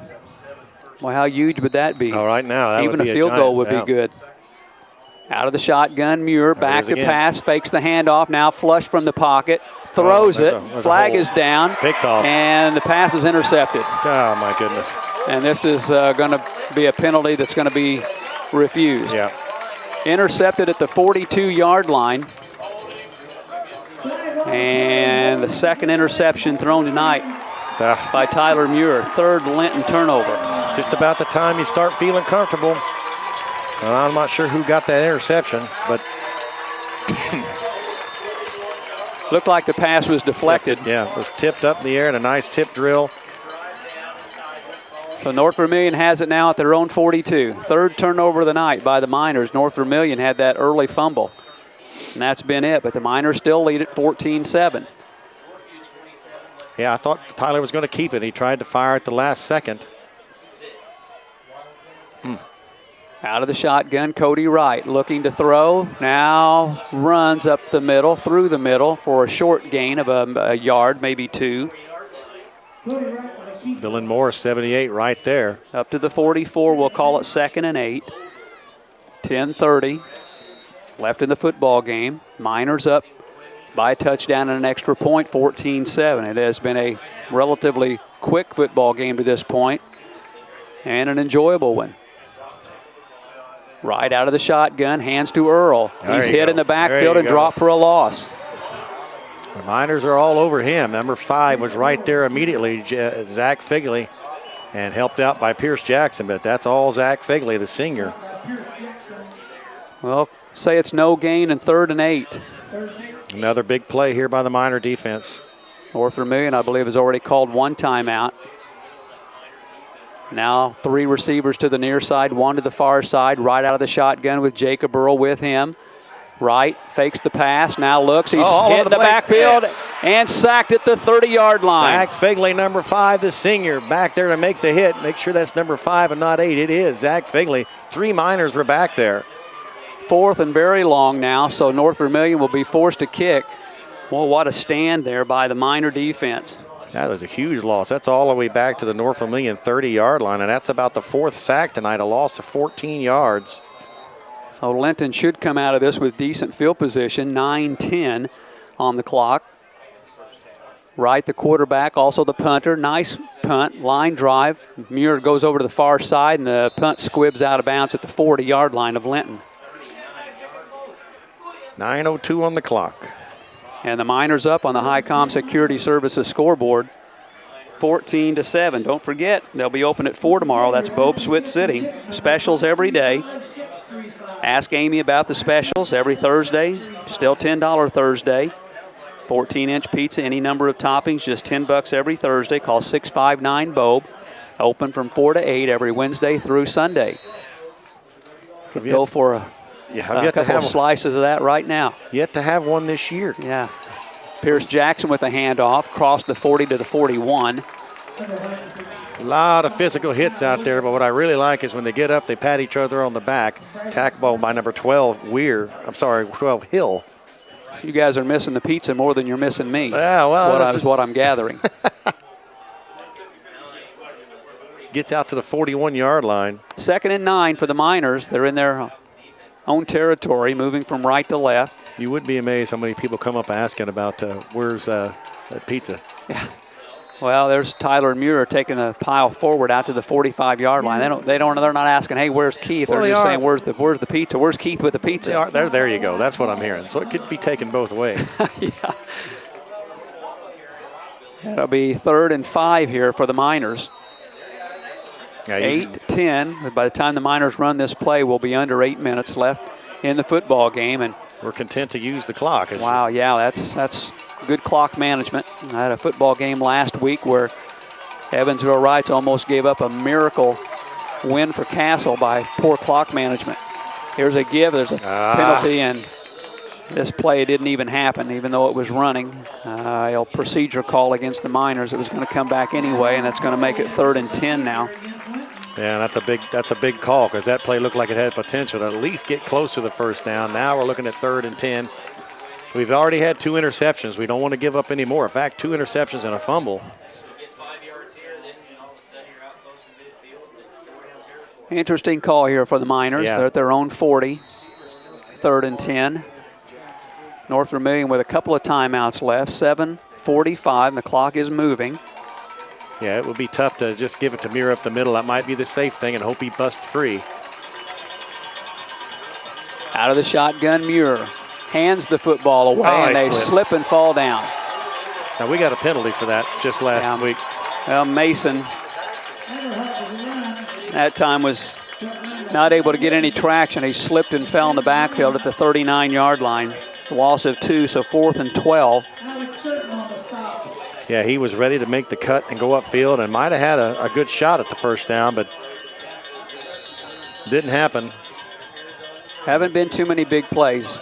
No. Either way in the game tonight. So the Miners will kick it away. Good snap. Kick gets away, line drive kick. Fielded at the 30-yard line to the 35, 40, and down he goes, Jacob Hill.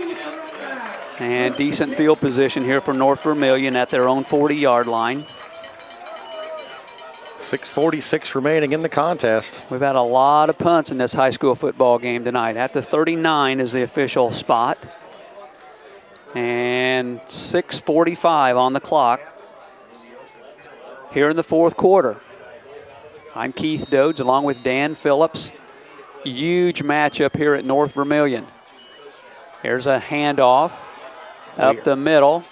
And is that Weir back in there that gets no gain?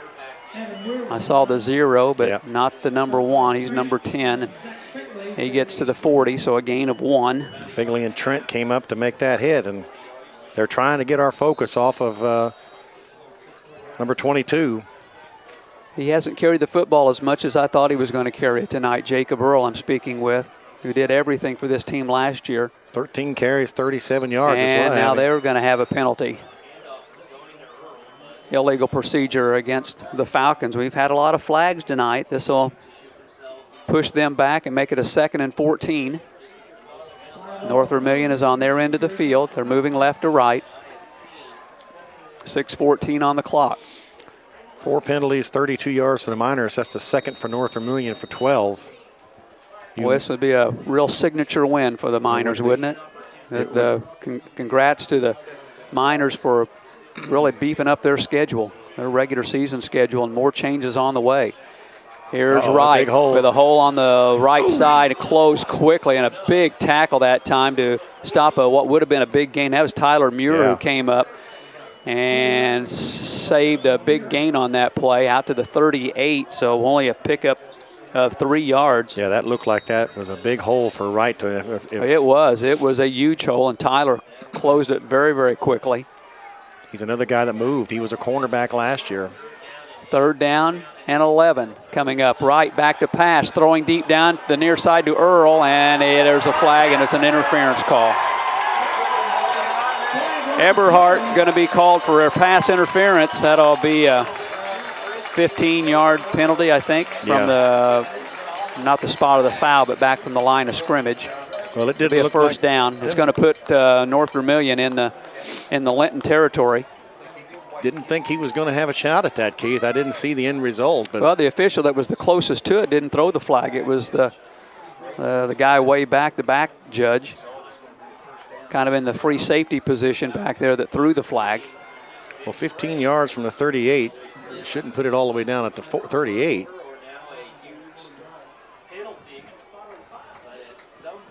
Should put the football around the 46-yard line of Linton.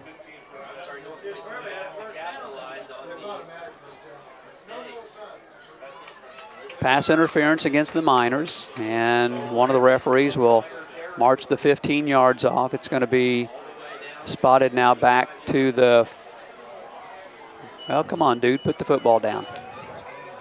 He's standing at the 45. That'd be a 17-yard penalty. Well, I didn't see what happened, but it looked like they're going to do it. They're going to put it right at the 45-yard line. It doesn't seem right by a couple of yards, but it is what it is. Getting down to crunch time, Keith, too. 5:26 to go in the game. And they were saved on that play. 3rd and 12. That ball looked like it was going to be over Earl's head. Eberhardt just riding alongside of Earl just a hair too much, and it drew the attention of the official who threw the flag. So 1st and 10 for North Vermillion. They've got to have a touchdown and an extra point to tie the game. At the Linton 45, moving left to right. Wright gives the ball to Earl, tries to go the middle, bounces it out for a loss on the play. Well, we're all over him carrying the ball. Several Miners there immediately. Dylan Morris right there, and one of the last getting up is, looks like 33 Mason.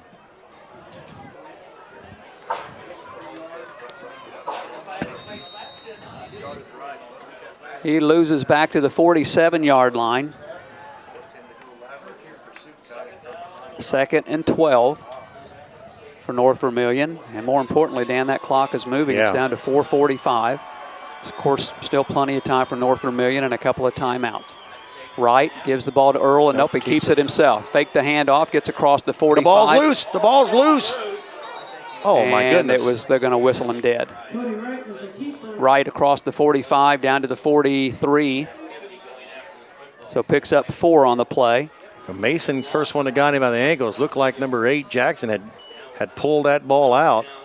Well, they're no doubt going to be in 4-down territory, Keith, with 5 minutes to go now in the ball. Well, they're 4 third minutes. and 7 here from the 43-yard line. They've not run that one screen swing pass that they killed us on last year that I know of. Big play, 3rd down.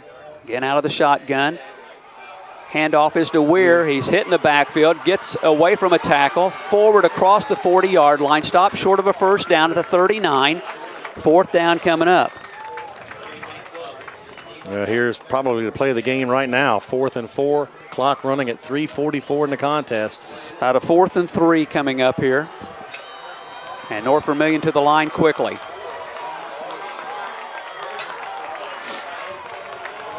Here we go. Out of the shotgun. Now North Vermillion's kids look to the sideline. Change of play. Receivers to each side. Cody Wright, the quarterback, gives to Jacob Earl. He's not going to get it. The Miners, held.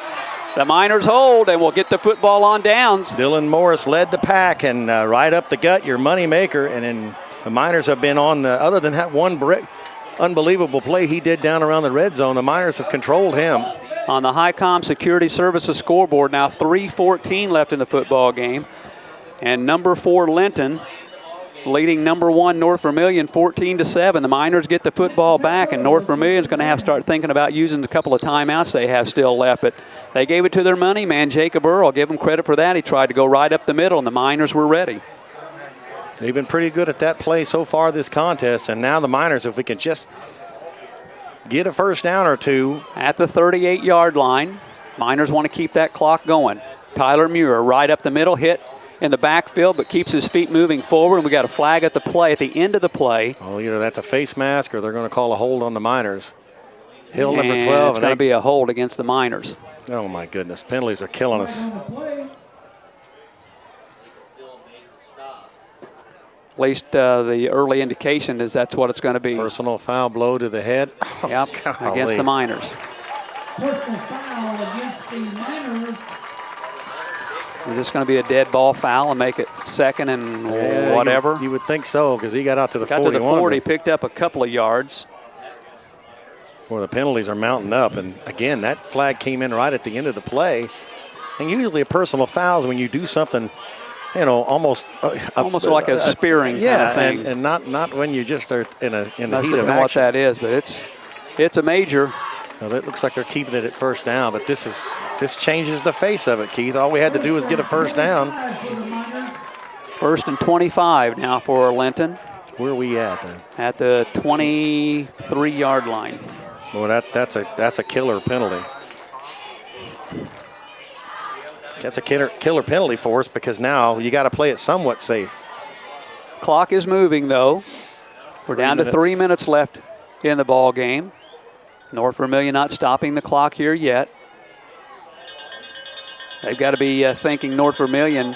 They got to stop. We got to stop here, 3 and out, obviously, and get decent field position. Here's Muir giving the ball to Mason, and a short gain on the play there. Garrett Mason, the junior, 5'7", takes the football. Short gain on the play out to the 24-yard line. 2nd and 24 for Linton. And North Vermillion still not stopping the clock. Yeah, play clock is at 15, so that was pretty quick. Miners need to let that play clock run all the way down. Muir out of the shotgun, takes the football, looks for a room to run. He goes up the middle, he's loose. He takes the pile all the way across the 30-yard line out to the 35. Of course, well short of a first down, brings up maybe 3rd and 12. That makes it a lot more manageable, though. And now North Vermillion burns a timeout on the Highcom Security Services scoreboard. 2:08 left in the football game. It's Linton 14, North Vermillion 7. Back in 30 seconds. Katie, back to the station, just a 30. This is a Media 5 sports production. Yo! Delicious frozen yogurt in Linton is the perfect destination for a cool, good-for-you treat.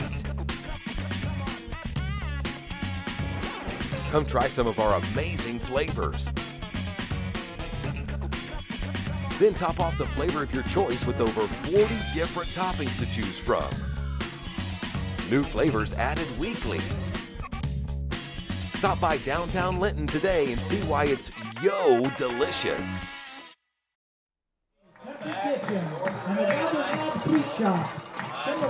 Well, during the timeout, Big D says, well, do you roll the dice and have a pass play here? I don't think that's what Coach Ollie's going to do. You wouldn't think so, but we haven't run that little jump pass that we've seen about 3 or 4 times. Those backers are going to shoot up. Figley can shoot across the middle, and as long as the pass is there, but if you don't get it, it stops the clock. This is the North Vermillion crowd below us outside the press box that you hear. 3rd and 14. Muir spins it to the right side, looks for a block. He turns it up to the 40, breaks a tackle, 45. Oh my gosh! And to the 46-yard line. So it would create a 4th and short here. I can't see going for it there, but and North Vermillion, I think that is their last timeout. 1:59 on the clock. Boy, Muir at least gives Coach Ollie something to think about with that 10-yard run. I just can't imagine that you take a chance on giving them the ball on your side of the field. That's 110 yards on 22 carries, unofficial from Muir. So another timeout on the field. Again, we invite you to stick around after the game. We hope to have Coach Brian Oliver up to the press box. And we will have our REMC Star of the Game announcement. Of course, we want to thank Brian Sparks and the folks at REMC. Again, this season, $50 goes to some school's athletic department, every single broadcast, and we're going to have at least 100 of them, so that you can do the quick math there. REMC contributes a lot of money every year to our Media 5 sports broadcasts to athletic departments all around this area. And this game was the only game I think I ever gave it to somebody not in a Linton uniform. I think it was Jacob Earl that night. Yeah, last 2 interceptions. Year, right. Well, Keith, I am not seeing the punt team for the Miners.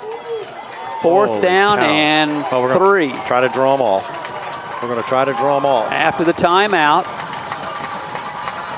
And the Miners are lining up right now as if they're going to go for it. Can't imagine taking a chance like this. They go for it and get it, the game's over. And they're going to go for it. Muir up the middle is close, but I think he's got it. He's got it. Oh, the second effort got it.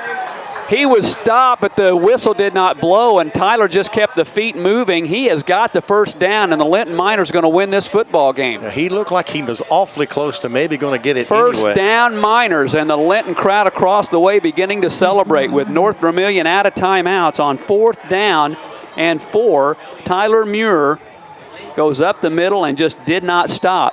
And we were looking at a 1st and 24. It looked like that pile had stopped, Dan. I kept waiting for the officials to come in. They didn't. They let the kids play. The Muir keeps those legs going, and he never ever is kind of down. And the clock at 1:30. Miners will surely just go into victory formation Yeah, here. you would think so. And take a knee.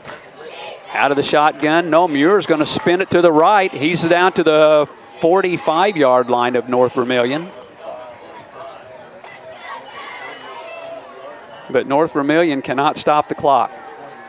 Linton is at the 45 of North Vermillion. And what a huge victory this is going to be for the Linton Miners. The first loss in a regular season game for North Vermillion, and this the 4th season for head coach Brian Crabtree. And like Coach Jenick said, Coach Silas said, you know, tomorrow you wake up and you still got games the rest of the season, so you learn from it. I think we'll learn something about our team as well. Muir takes the football, and we've got a penalty against the Miners that's going to stop the clock. Procedure call unless it's North Vermillion lined up in the neutral zone. The officials are moving backwards. And so put the Miners 5 yards deeper with 42 seconds left. So it's going to be 2nd and 9 from the 50. Really immaterial at this point, one would think at least. Well, unless you get a bad snap or something crazy, you're not going up under center, which those kind of things that can happen. They've happened in the NFL.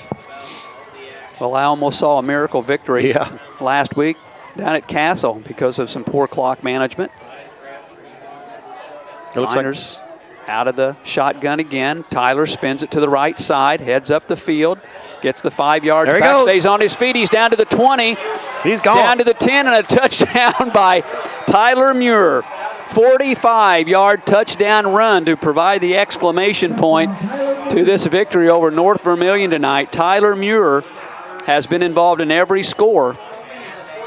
Just 32 seconds to go, and we've been waiting for that that's kind of what we were waiting for, is him to be able to break free. Of course, North Vermillion knows the game was over, and probably were less than enthusiastic on trying to make that tackle. Wilson now comes out to make the kick. He's 2 for 2 tonight. Well, my first thought is, do the Miners get ranked number 1 next week? I would think Lafayette Central Cali is going to have that one, or Pioneer. Extra point kick by Wilson is on the way, and it is good on the Highcom Security Services scoreboard. 32 seconds left in this football game, and the Linton Miners are going to win it. They're up 21-7. We'll be back in 30 seconds. This is a Media 5 Sports production.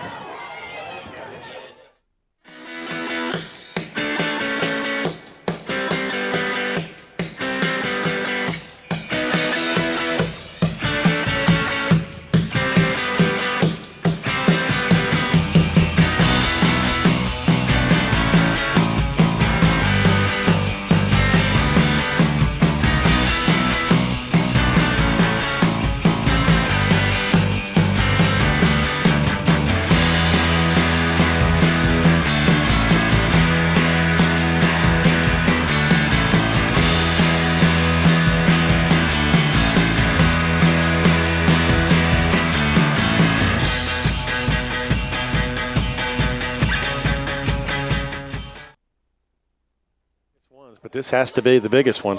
Getting beat 31-8 last year. Plus the way this first half went, we got to the red zone and couldn't get it in on the opening drive. We were 7-7 tie at halftime. And then the Miners scored on their first possession of the second half, and they've kept North Vermillion out of the end zone. Defense has done a stellar job, really. A little squib kick, fielded at the 20-yard line to the 30 and up to the 34-yard line. So that's what the Miners had to do. They had to at least stop North Vermillion there. Depew, I believe, carried it, gets it out to the 34-yard line. The only hope for North Vermillion is a very quick touchdown and then recover an onside kick. And as I learned last week, it can always happen. You cannot advance an onside kick in high school football. Yeah, I didn't know that either. Otherwise, that Castle Knights football team would have gotten a miracle victory over Evansville Rights. Here's a quick pass to the near side, caught for a short gain. Jacob Hill. North Vermillion out of timeouts. First down, Falcons. A first down will stop the clock momentarily at the 45-yard line. So a gain of 11 on the pass play. Cody Wright moves to the far side, looks to throw, throws it deep down the side. It is knocked away and incomplete. Good defense out there by Eberhardt to knock that pass down and stay away and not get close to the interference call. Stevens is who that was intended for. Well, North Knox is going to get their initial win tonight over Wood Memorial. North Central has been rolling since that opening week loss. They win big tonight. Not sure about North Davies, but they've kind of had a rough start. We're down to 12 seconds left. Wright back to throw again to the near side, caught by Hill at the 50. He needs to get out of bounds, and he doesn't. And he did get the first down, it looks like. But the clock is down to 3, down to 2, 1, and the football game is over. And a big, big victory for the Linton Miners as Linton on the Highcom Security Services scoreboard wins the football game here at North Vermillion 21-7. I'm Keith Doades along with Dan Phillips. There goes the door. Katie Sullivan, our studio engineer, and we'll come back after this timeout. This is a Media 5 sports production.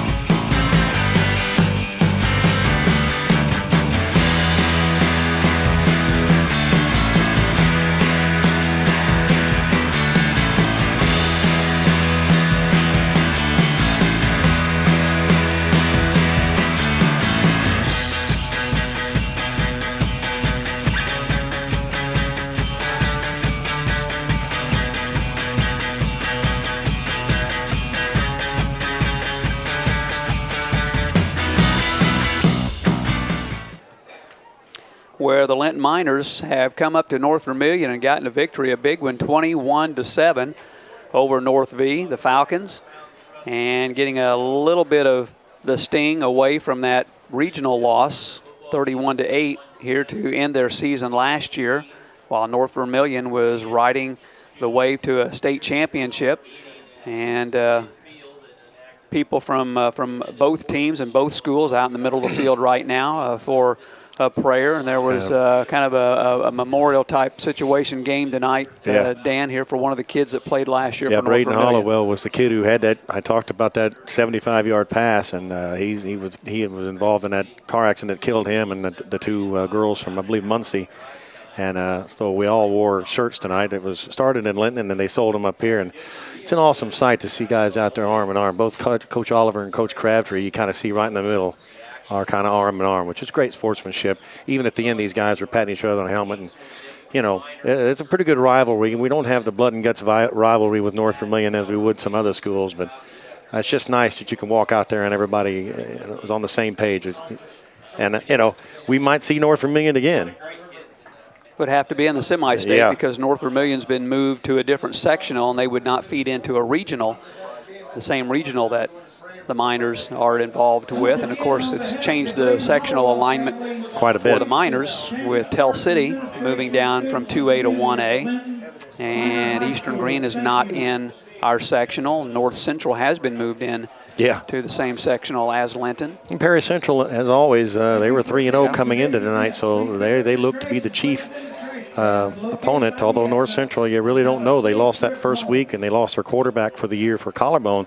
Then they came back, and they pretty well smoked since then. They beat Rockville in double overtime, I believe.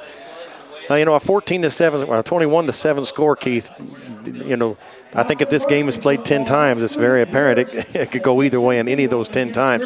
The Miners just hunched down coming out of halftime, went right down the field, hard-nosed running by Tyler Muir up the middle, converted on that third down in the red zone, and that was the difference in the contest. Well, North Vermillion got on the scoreboard first. Linton, in their first possession of the football game, took over at their own 49, got all the way down to the North Vermillion 5. A penalty, or a negative play, got them back to the 11-yard line, and that's as close as the Miners got to the end zone. They attempted a 27-yard field goal that got blocked. Then after back-to-back fumbles and a series of punts, North Vermillion was finally able to crack the scoreboard with 1:41 left in the first half on a 3-yard run by their senior quarterback, Cody Wright, and it was 7-0. Going into the locker room, the Miners took the opening kickoff, got it at their own 30, got all the way down to the 5-yard line of North Vermillion, and Tyler Muir put his head down and ran up the middle and tied the football game at 7 with the first possession of that second half. North Vermillion got down to the Linton 19-yard line and went forward on 4th down and was denied. So the Miners got the ball back at their own 18 and got a 52-yard pass play from Tyler Muir to Pierce Jackson and went ahead 14-7 and would not give the lead back. The Miners would give North Vermillion a little bit of life in the fourth quarter with an interception. But the Miner defense really deserves a lot of kudos tonight. Dan, they came up big this evening, and, of course, the exclamation point was added late in the ball game with Tyler Muir going in from the 45-yard line with 32 seconds left to throw a little bit of salt in the wound there and make it a 21-7 final rather than a 14-7. Yeah, and like you mentioned, the defense, Jacob Earl, I have unofficially 15 carries for 36 yards. That's just 2.4 per carry, and he had 16 of them on what would have been the play. That really gave him their touchdown, was that run that he made. And then Cody Wright carried the ball 18 times for 39 yards. Weir 4 for 16. So we hold him to 91 yards rushing, 4 of 6 passing, and for 40 yards by Cody Wright. But just a stellar job other than a couple of areas that we were concerned about. The defense really did a good job. They really weren't even they moved the ball there the first time they got it the second half, and that was kind of a turning point where the Miners were able to withstand that. It just would have been crushing to have opened that second half, coming down that field and getting to the red zone and not pushing it in like we did the first quarter. Those of you who were here for last year's contest, it was starting to look eerily like last year's contest because we got to the red zone, couldn't score. We were able to move the ball, then all of a sudden weren't. And then the turnover factor. We still lost the turnover war tonight. 3-1. And overcame that. And that was the difference between this year and last year. We gave up some big plays to Earl last year. He made some great one-on-one plays. And but you got to feel really well about the halftime, how the Miners came out. I think they just challenged him. I'm sure when Coach Ollie gets up here, that's what he's going to say, because it was just direct snap to Tyler, put your head down, and go. We stopped running those counters left and right. It was just right up the gut.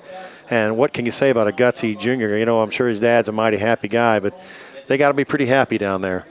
21-7, Linton gets the win, and we still hope to get some comments from Linton football coach Brian Oliver. He is still huddled around his team down in the end zone down to our right with a lot of the fans for the Miners, parents and other fans out on the field congratulating the Miners on a really big victory tonight over previously undefeated and number 1 North Vermillion. It was Linton 21-7. We'll come back. We'll take a timeout. Be back. This is a Media 5 Sports Production.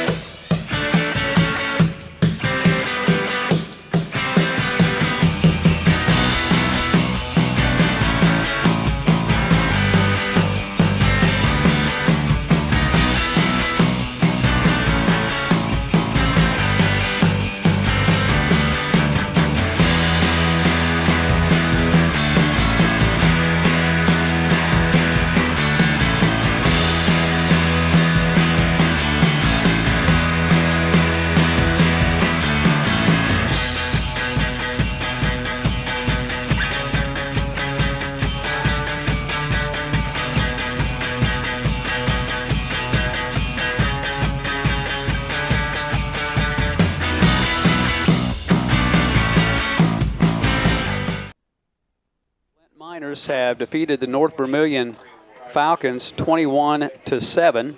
Dan, do you have any stats? I got stats for you. Not that they're going to be official, but because they played most of this game in the part of the window I could see, it was a little bit easier for me. The Miners, of course, led by Tyler Muir, a junior quarterback, 25 carries, 169 yards, 2 touchdowns. That aided on that last 50-yard touchdown run at the end of the game. 6.76 yards per carry. Other than that, it was him. Pierce Jackson had some really tough carries, 8 carries, 47 yards. It's 5.8 per carry. 4 carries for Garrett Mason, 7 carries for Mitch Eberhardt. Eberhardt with just 12 yards, Mason with just 10 yards. But overall, 45 carries for 238 yards of offense on the ground for the Miners, over 5 and 5.3 yards per carry. Passing the ball, just like last week, not really a ton of passes, but yet very, very effective. 4 of 8, 71 yards total. 2 interceptions thrown by Tyler tonight. One of them, of course, a tipped one. The other one was on him. He did have the long touchdown pass to Pierce Jackson. Jackson had 3 catches for 54 yards, continues to be the lead receiver, and 1 catch for 17 yards for Mitch Eberhardt. That's a total offense now for the Miners. As I call that up real quick, it looks like 315 yards. Here's the amazing stats, Keith. 94 yards is what I have North Vermillion at. This is a powerful offense. Rushing the ball 91 yards, passing the ball 40. Overall, I guess that's 131 yards. But holding that offensive rushing to 91 yards is a pretty amazing feat. As we got people once again rolling by me. Quick number at the Miners on the defensive side of things. A great job by them. I have 10 tackles by Pierce Jackson. He continues to be a monster at the inside linebacker spot. Avery Gentry with 4, 7 from Zach Figley, 9 from Dylan Morris. And I believe we had 4 or 5 different sacks out there as I try to read the small print out there. Looks like I got 5 sacks by the Miners tonight. And they were all key. As I see you're trying to scan that field to get a good look at Coach Ollie, but I would imagine Coach Ollie is being hammered by every possible. Yeah, it might be tough getting him up here tonight before midnight, as the Linton crowd and the players are still out on the field for the most part. A few of the kids are starting to move their way to the locker room, but still a lot of people milling around down there after a really, really good high school football game here at North Vermillion, where the Linton Miners have come away with a victory.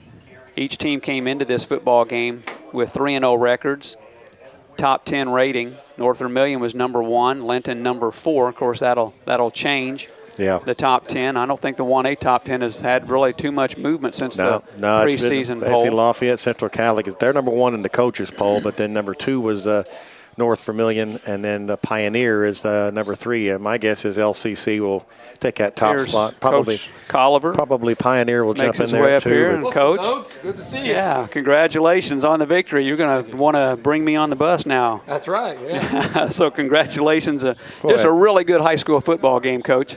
Exactly. I mean, you got 2 great programs battling out tonight. Yeah, awesome thing. Coach, in the pregame, Silas mentioned that Keaton Cox had kind of played being number 22 Earl this week. How well did that turn out? It worked well. I mean, Keaton is a good runner for us. Obviously, we'll have him later in the season. So he's able to prepare us pretty well for us. And all the games we played up to this point with Sullivan and Speedway really helped us out. Well, 91 total yards rushing tonight for the North Vermillion Falcons, 36 for Earl, 39 for Wright. What can you say about your defensive front? And your outside backers had to do a good job of containing him. We made adjustments all week. Actually, last couple weeks trying to get ourselves ready for this game. With playing different spreads, we were tinkering here and there for different things. And we made some more adjustments, knowing that we had to really stop Earl and Cody Wright at the same time. Yeah. And our guys really did it great with those adjustments, and we didn't get caught out of alignment here or there, and we played exceptionally well on defense. What kind of back is Earl? I mean, we had him stopped 2 or 3 times at the line of scrimmage, behind the line of scrimmage, and we're a pretty good tackling team. He was able to make some great bounce-offs and some spins, and, it had to look awesome down on the field. Well, it didn't look awesome from us, but, I mean, you could tell that kid lives in the weight room. He's a great athlete, and I said all week, we're not going to stop him. We just got to contain him. And we got lucky, and we was able to contain him a little bit.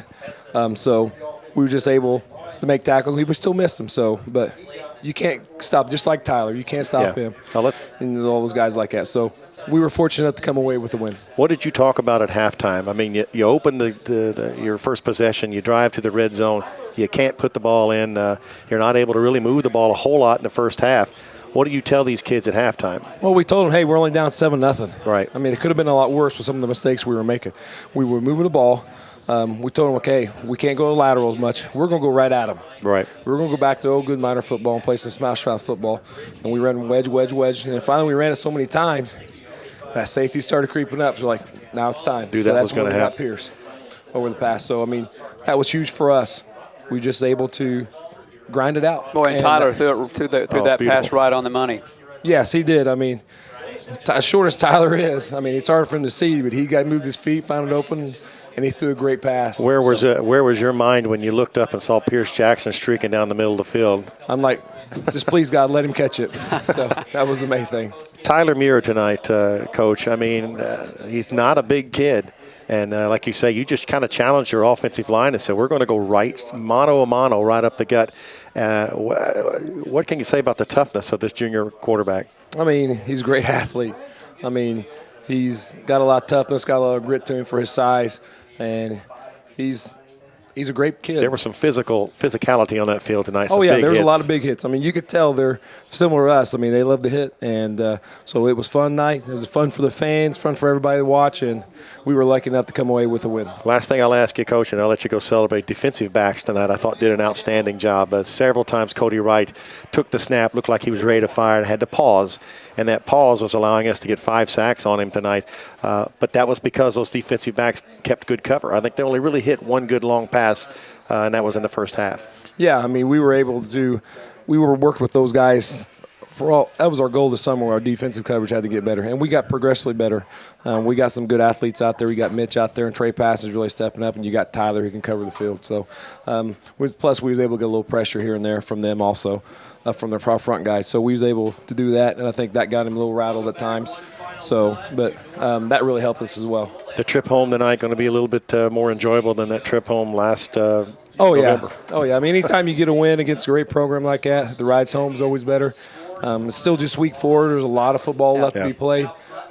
So we just got to stay focused. We can enjoy the win this week, and Monday we start getting ready for Springs Valley. Nice win, Coach. Okay, thank you. Congratulations. Appreciate it. Good seeing you, Doades. Yeah, you too. Good luck the rest of the way.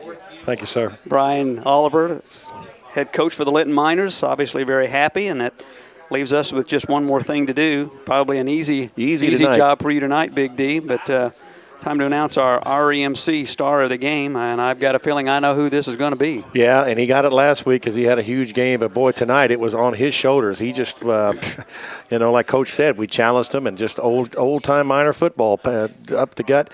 And really, Tyler Muir won this game for the Miners with his toughness. Also, that offensive line, don't want to discount them, but Tyler Muir certainly another 200, a big contest for him. All right, congratulations to Tyler Muir, tonight's REMC star of the game, for being named star of the game. Now, REMC is pleased to donate $50 to the Linton Athletic Department, and that's from Utilities District of Western Indiana, REMC, a strong supporter of local and area high school sports. I want to thank Katie Sullivan back at the station and Big D Dan Phillips. I'm Keith Doades.